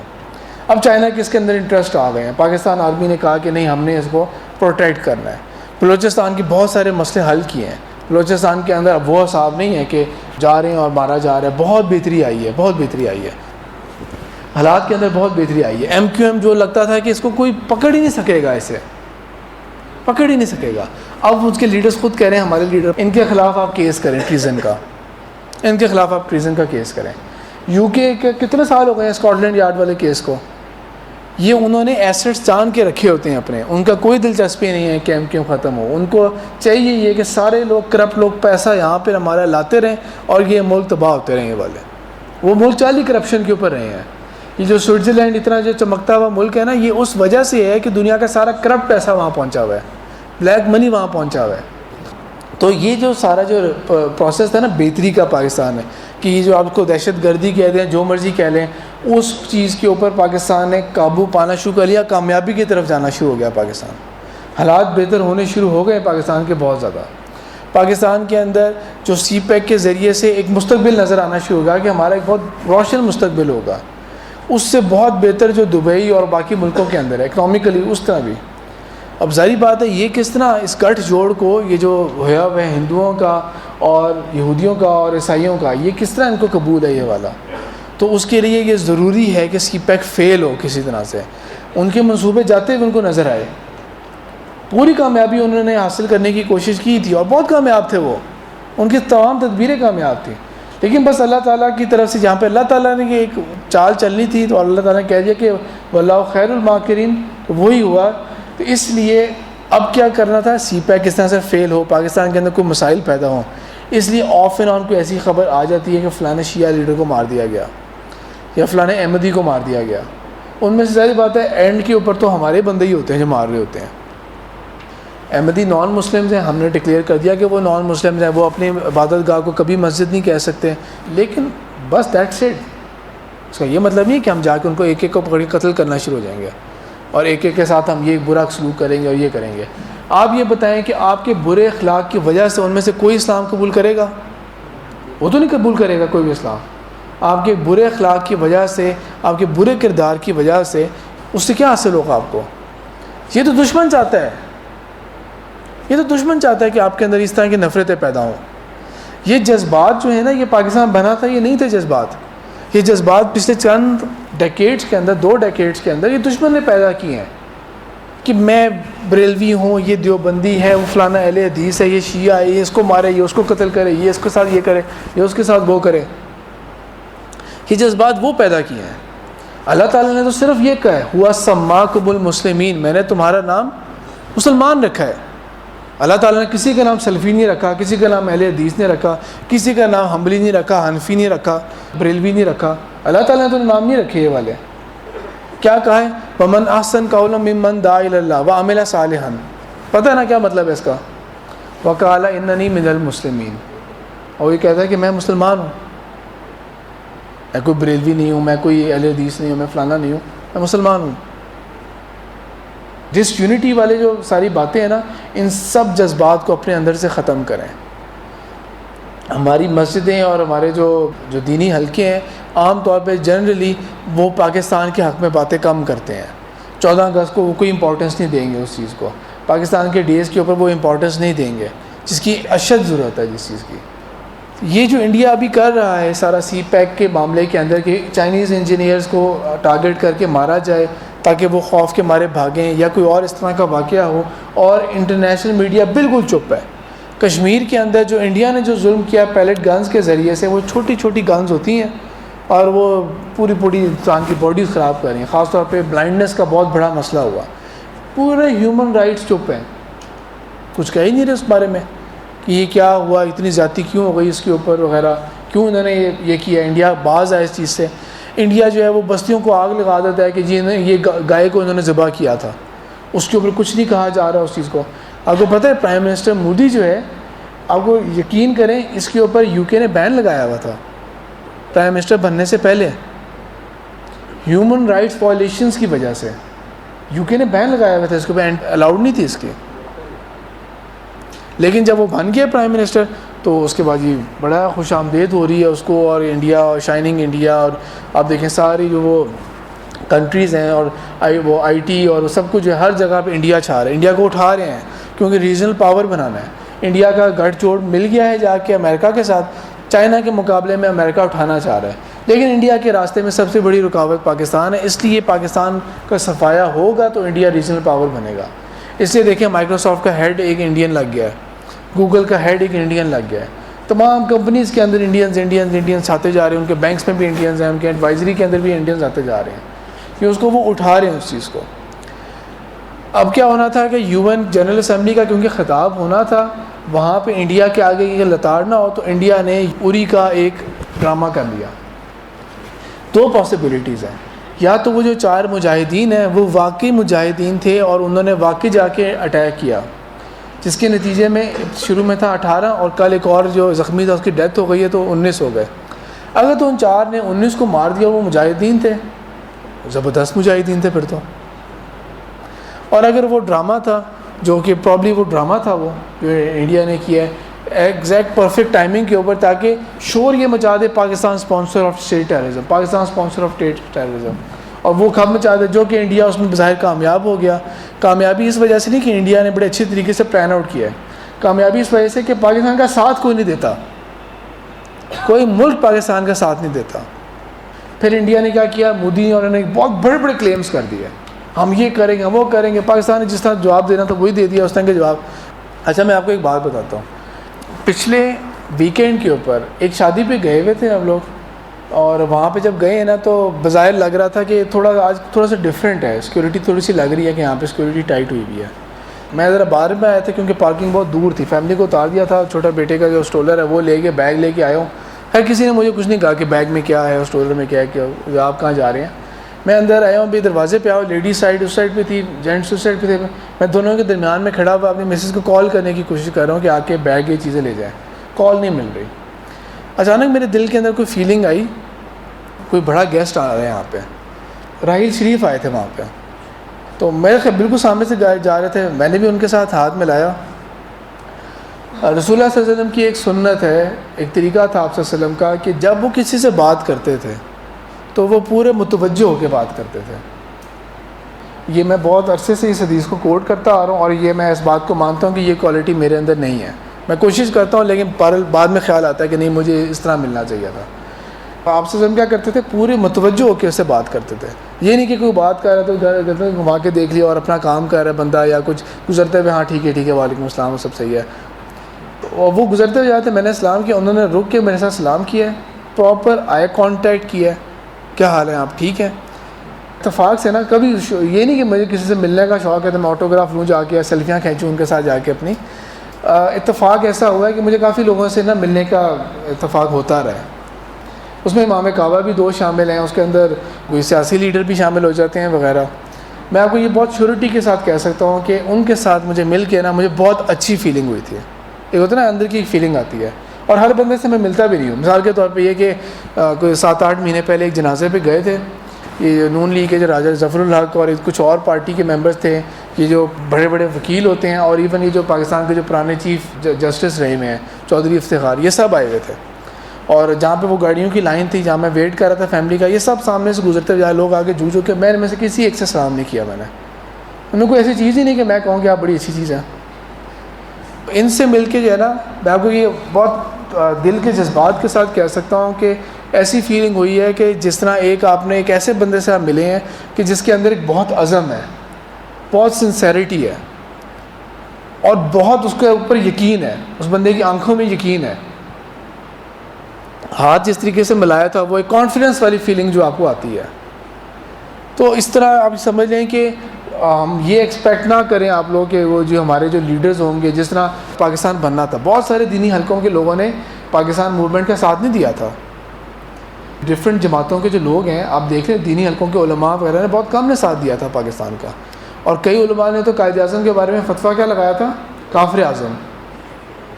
اور ابھی تک یہ بات ہی ان کے دماغ سے الگ سے نہیں اتری ہوتی کہ یار انہوں نے شیو کیوں کی ہوئی تھی. ان کو ابھی تک یہ ٹینشن لگی رہتی ہے کہ یار ان کی تو داڑھی نہیں ہے ان کی. ان کو اور کوئی چیز نظر نہیں آ رہی ہے، بھائی داڑھی نہیں ہے ان کی. علامہ اقبال کو کوٹ کر رہے ہو، ان کی تو داڑھی ہی نہیں تھی.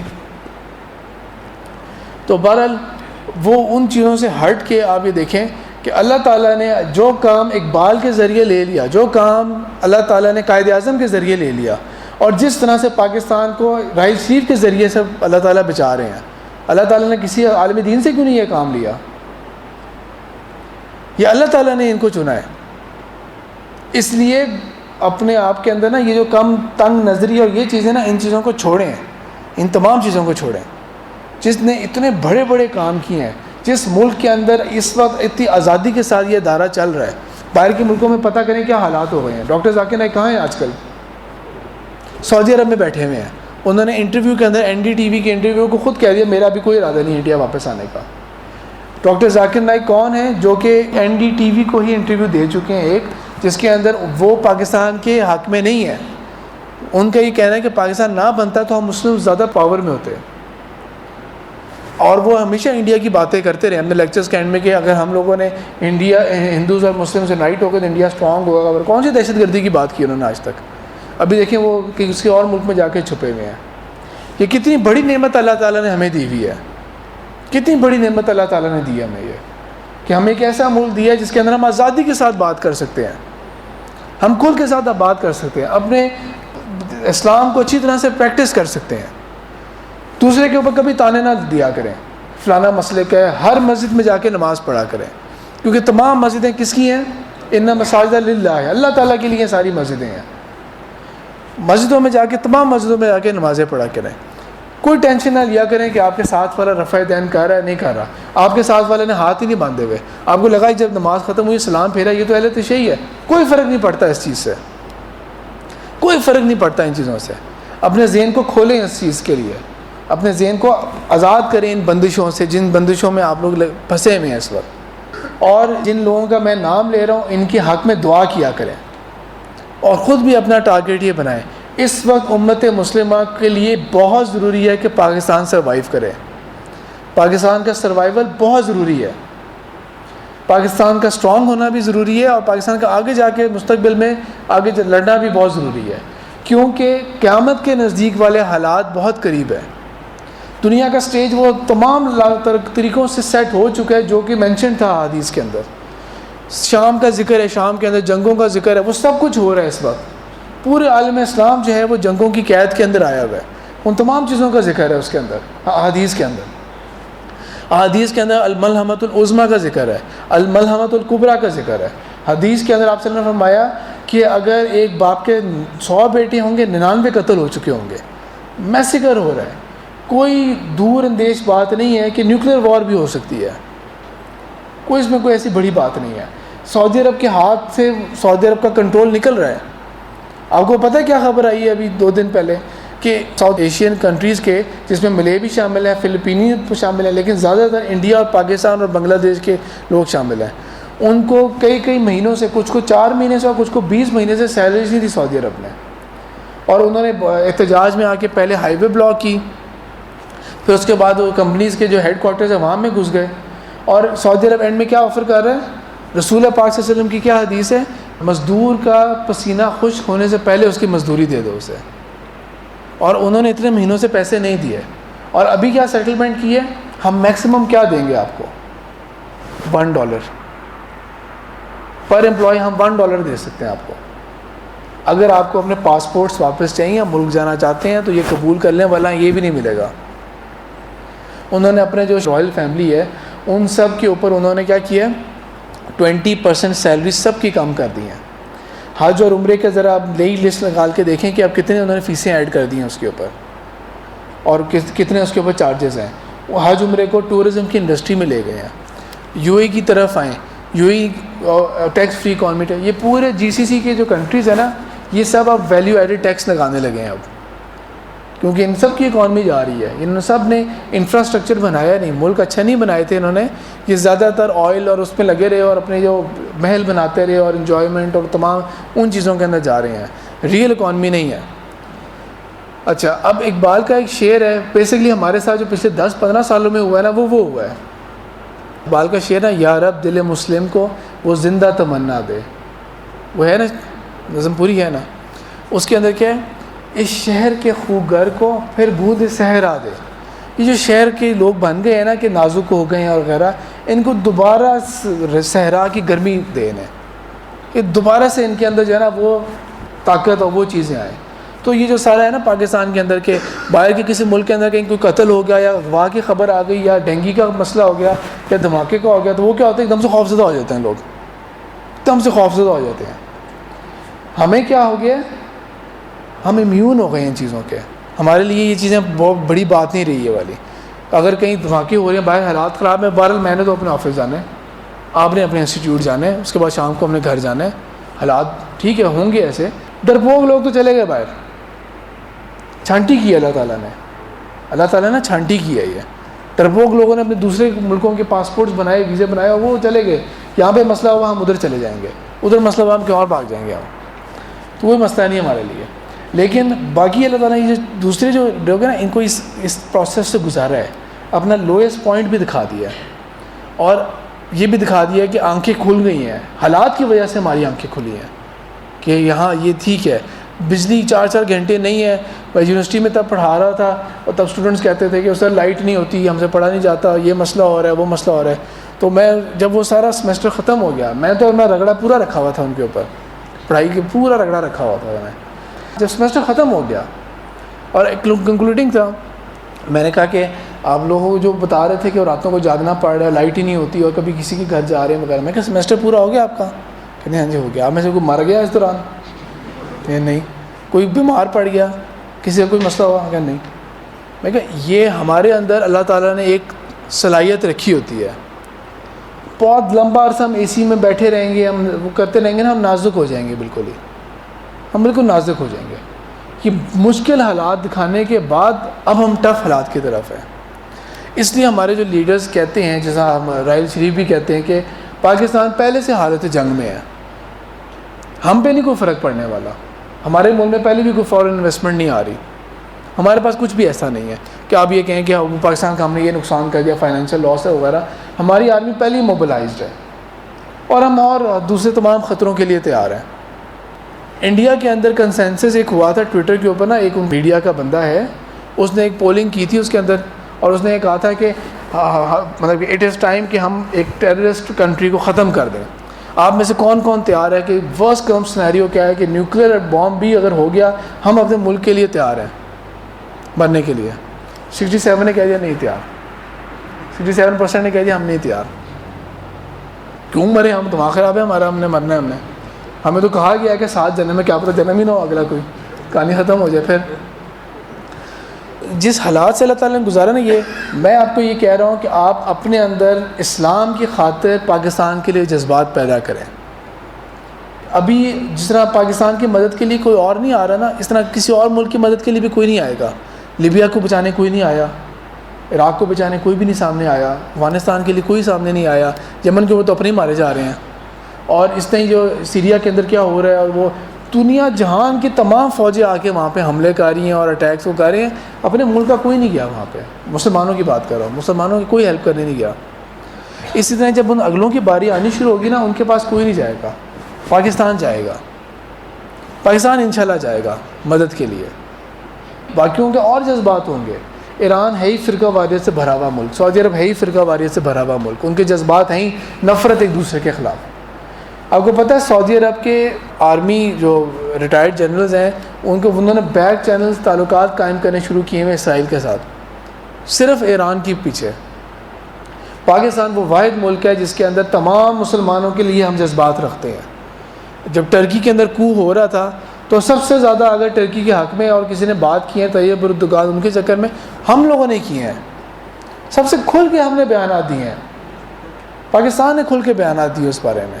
پاکستان کی ضرورت سب کو ہے اس وقت, حالات وہ بہت قریب ہے. یعنی کہ ظاہری بات ہے ہم فیوچر نہیں دیکھتے, لیکن رسول پاک صلی اللہ علیہ وسلم کی تمام حدیثیں قریب ہے, بہت قریب ہے. تو وہ جو سارے حالات تھے نا کہ قسطنطنیہ کے اوپر کیا ہونے والا ہے, قسطنطنیہ پرانا استنبول کا پرانا نام ہوتا تھا اور وہ اس نے کیپچر ہونا ہے کیونکہ اب ٹرکی جنگ میں شامل ہو گیا ہے, اب ٹرکی کے اوپر الٹے حالات آ سکتے ہیں. اور جیسی قسطنطنیہ پہ ہو جائے گا تو دجال نے ظاہر ہونا ہے, یہ حدیث کے الفاظ ہیں. تو اگین ہمیں نہیں پتہ کئی سال لگ سکتے ہیں اس چیز کو وغیرہ, لیکن وہ حالات بہت قریب ہیں, زمانہ بہت قریب ہے اس چیز کے. تو اپنے اندر یہ جذبات پیدا کریں یہ والے, اور دعا کریں اللہ تعالیٰ کے آگے, اور اپنے آپ کو بھی کچھ اسٹرانگ کریں. آئندہ آنے والے حالات جو ہیں اسٹرانگ کریں. کوئی بات اگر میں نے کوئی ایسی کر دی ہے جو آپ لوگوں کو نہیں اپروپریٹ لگی, اچھی نہیں لگی, تو اس کے اوپر اپالوجیز. 100% میرا اپنا یہ ذاتی اوپینینز ہیں. کوئی کویشچن کوئی کمنٹ ہے تو آپ لوگ کر سکتے ہیں. کویشچن یہ ہے کہ پاکستان بنا آئیڈیالوجی کی بنیاد کے اوپر تھا, اور آئیڈیالوجی اسلام کے علاوہ کوئی اور آئیڈیالوجی تھی ہی نہیں اس کے سرے سے, تو کیا وجہ ہے کہ پھر آگے ہم لوگ نہیں بڑھ سکے آگے, کیا فیکٹرز ہیں؟ اچھا, اب بجائے کہ میں ایک لیڈر کا نام لوں کہ اس لیڈر کا یہ قصور تھا, فلانا نے یہ کیا تھا وغیرہ, آپ کے یقیناً گرینڈ پیرنٹس, آپ کے نانا, آپ کے دادا, وہ لوگ جو تھے وہ اس وقت اپنی ایج میں ہوں گے جب پاکستان بنا ہوگا, وہ اپنی ینگ ایج کے اندر ہوں گے. اب یہ جنریشن جو ہوتی ہے نا, وہ اس کا کام یہ ہوتا ہے کہ اس نے اگلی جنریشن تک چیز منتقل کرنی ہوتی ہے.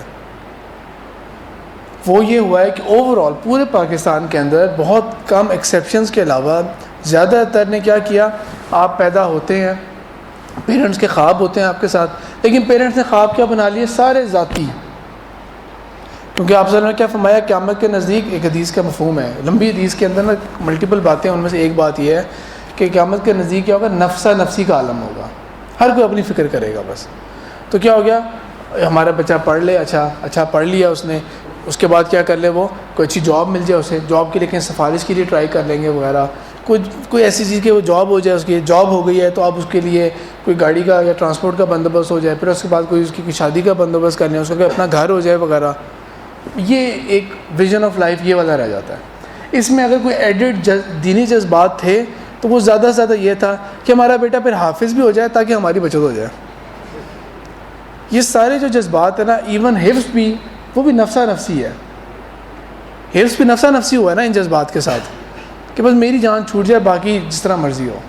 بہت کم کیسز میں ہوا کہ وہ جنریشن جنہوں نے اپنی آنکھوں سے پاکستان کو بنتے دیکھا تھا اور جلد مایوس ہو گئے حالات کی وجہ سے, انہوں نے اپنی اگلی جنریشن کے اندر یہی جذبات پیدا کیے ہوں کہ ہم نے اپنے بیٹے کو اسلام کی خدمت کے لیے کرنا ہے, اور اسلام کی خدمت کے لیے پلیٹ فارم پاکستان ہوگا. ایک عام طور پہ یہ جو جذبے کا نا فقدان, نفسا نفسی فقدان جذبے کا, یہ ایک بہت بڑا مسئلہ تھا. باقی جو دوسری چیزیں ہیں کہ دشمن کی سازشیں بھی ہوتی ہیں اس کے اندر. دشمن تو چاہتا ہی یہ تھا کہ آئیڈیالوجی ویک کی جائے, اور اس کے اندر آسان حل کیا ہوتا ہے کہ آپ کے اینڈ کے اوپر جو آپ کے لیڈرز ہوتے ہیں, چاہے وہ فوج کے اندر ہوں, چاہے وہ آپ کے لیڈرز سیاست کے اندر ہوں, جوڈیشری کے اندر ہوں, وہ ان سب لوگوں کو ذاتی بینیفٹس دے کے, اور ان سب کو جو ہے نا وہ ایسے باتوں پہ لگا دیا جائے. مثال کے طور پہ ایک ٹی وی کے اوپر ایک خاتون ہے, ہر ٹی وی چینل پہ آ رہی ہوتی ہیں, اتنی اسلام کے خلاف باتیں وہ کر رہی ہوتی ہیں, اتنی خلاف باتیں کر رہی ہوتی ہیں اسلام کے, لیکن ہر ٹی وی چینل ان کو نا تو ہر دوسرے پروگرام کے بعد ان کو بلا لیتا ہے. وہ جو پاکستان کے آئیڈیالوجی پوائنٹ آف ویو سے خلاف باتیں کر رہی ہوتی ہیں, اور ہر بری چیز کے حق میں وہ اتنی کھل کے باتیں کر رہی ہوتی ہیں. یہ چیزیں جو نا پلاننگ کے ساتھ ہوتی ہیں, ان کے ساتھ بجٹس ملے ہوتے ہیں, ان پروگرام کو بجٹ ملے ہوتے ہیں. آپ نے ایسے پروگرامز بنانے ہیں. پاکستان کی آئیڈیالوجی کو جو نا جان کے آئندہ آنے والی نسلوں میں کنفیوز کیا گیا تھا کہ ابھی تک ٹی وی کے اوپر آ رہے تھے, پاکستان کیوں بنا تھا, کبھی کوئی پوچھتا ہے انڈیا سے انڈیا کیوں بنا تھا، امریکہ کیوں بنا ہے، انگلینڈ کیوں بنا تھا؟ کوئی پوچھتا ہے یہ؟ ہم مجھے پاکستان کیوں بنا تھا؟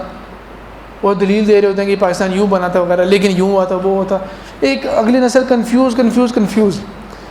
ٹی وی لگائیں کیا آتا ہے ٹی وی کے اوپر؟ اگر ڈراماز ہیں، ڈراماز کے اندر سارا کلچر ہمارے ملک کا خراب کر رہے ہوتے ہیں. وہ پہ گلیمر اتنا زیادہ، اس قدر گلیمر اتنا زیادہ وہ نکھار کے دکھا رہے ہوں گے. پھر اس کے علاوہ اگر خبریں غلطی سے دیکھ لیں آپ نے، خبروں کے اندر پہلے کیا آتا تھا؟ مایوسی، مہنگائی اتنی ہو گئی ہے، فلانی جگہ پہ دھماکہ ہو گیا، یہ ہو گیا وہ ہو گیا، پوری بری خبریں، اور اینڈ میں جا کے بالی ووڈ کی نئی فلم آ گئی ہے ابھی.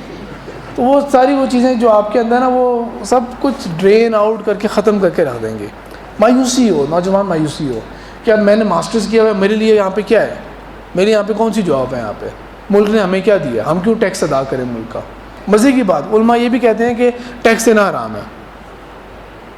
ٹیکس نہیں دیں گے تو کہاں سے چلے گا؟ اسلام کے اندر زکوٰۃ کا نظام ہوتا تھا. زکوٰۃ سے بجلی کے کھمبے تو نہیں بنیں گے نا، زکوٰۃ سے موٹر پہ تھوڑی بنے گی. زکوٰۃ تو لوگوں کی ہیلپ کرنے کے لیے ہوتی ہے. ناجائز ٹیکس ایک الگ بات ہوتی ہے کہ ظلم اور زیادتی کے ساتھ ڈبل ٹرپل ٹیکس وہ الگ بات ہوتی ہے. لیکن ادروائز ٹیکس دیں آپ لوگ. اگر آپ کے پیرنٹس جاب کرتے ہیں یا بزنس کرتے ہیں وغیرہ اور آپ لوگ ٹیکس چوری کرتے ہیں تو آپ یہ پورے ملک کا نقصان کر رہے ہیں.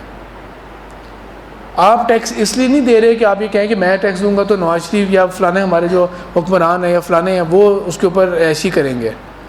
تو آپ اس لیے ٹیکس دے رہے ہیں کہ یہی فار دا سیم ریزن آپ پاکستان کے لیے دے رہے ہیں، اور کیوں پاکستان بنا اسلام کے لیے تھا. تو یہ تمام چیزیں جو ہے نا یہ دوبارہ ریوائیو کرنے کی ضرورت ہے. بلیم ڈالنے کا کوئی فائدہ نہیں ہوگا کہ ایوب خان نے یوں کیا، فلانے لیڈر نے یوں کیا، بھٹو کا یہ قصور تھا، فلانے کا یہ قصور تھا. یہ اوور آل ایک وہ چیز تھی. لیکن کیونکہ اب ہم ریوائیول کی طرف ہیں تو آپ ریوائیول کی بات کریں، آپ لوگ ریوائیول کی بات کریں. دو چیزوں میں تقسیم ہے. فرق میں بتا دوں آپ کو کہ سب سے پہلے پاکستان کا نعرہ ٹھیک نہیں ہے، وہ نعرہ ابھی بھی ٹھیک نہیں ہے. سب سے پہلے پاکستان، اسلام پیچھے اور پاکستان آگے نہیں. میں جس حساب سے بتا رہا ہوں یہ دونوں چیزیں ایک ہی ہیں.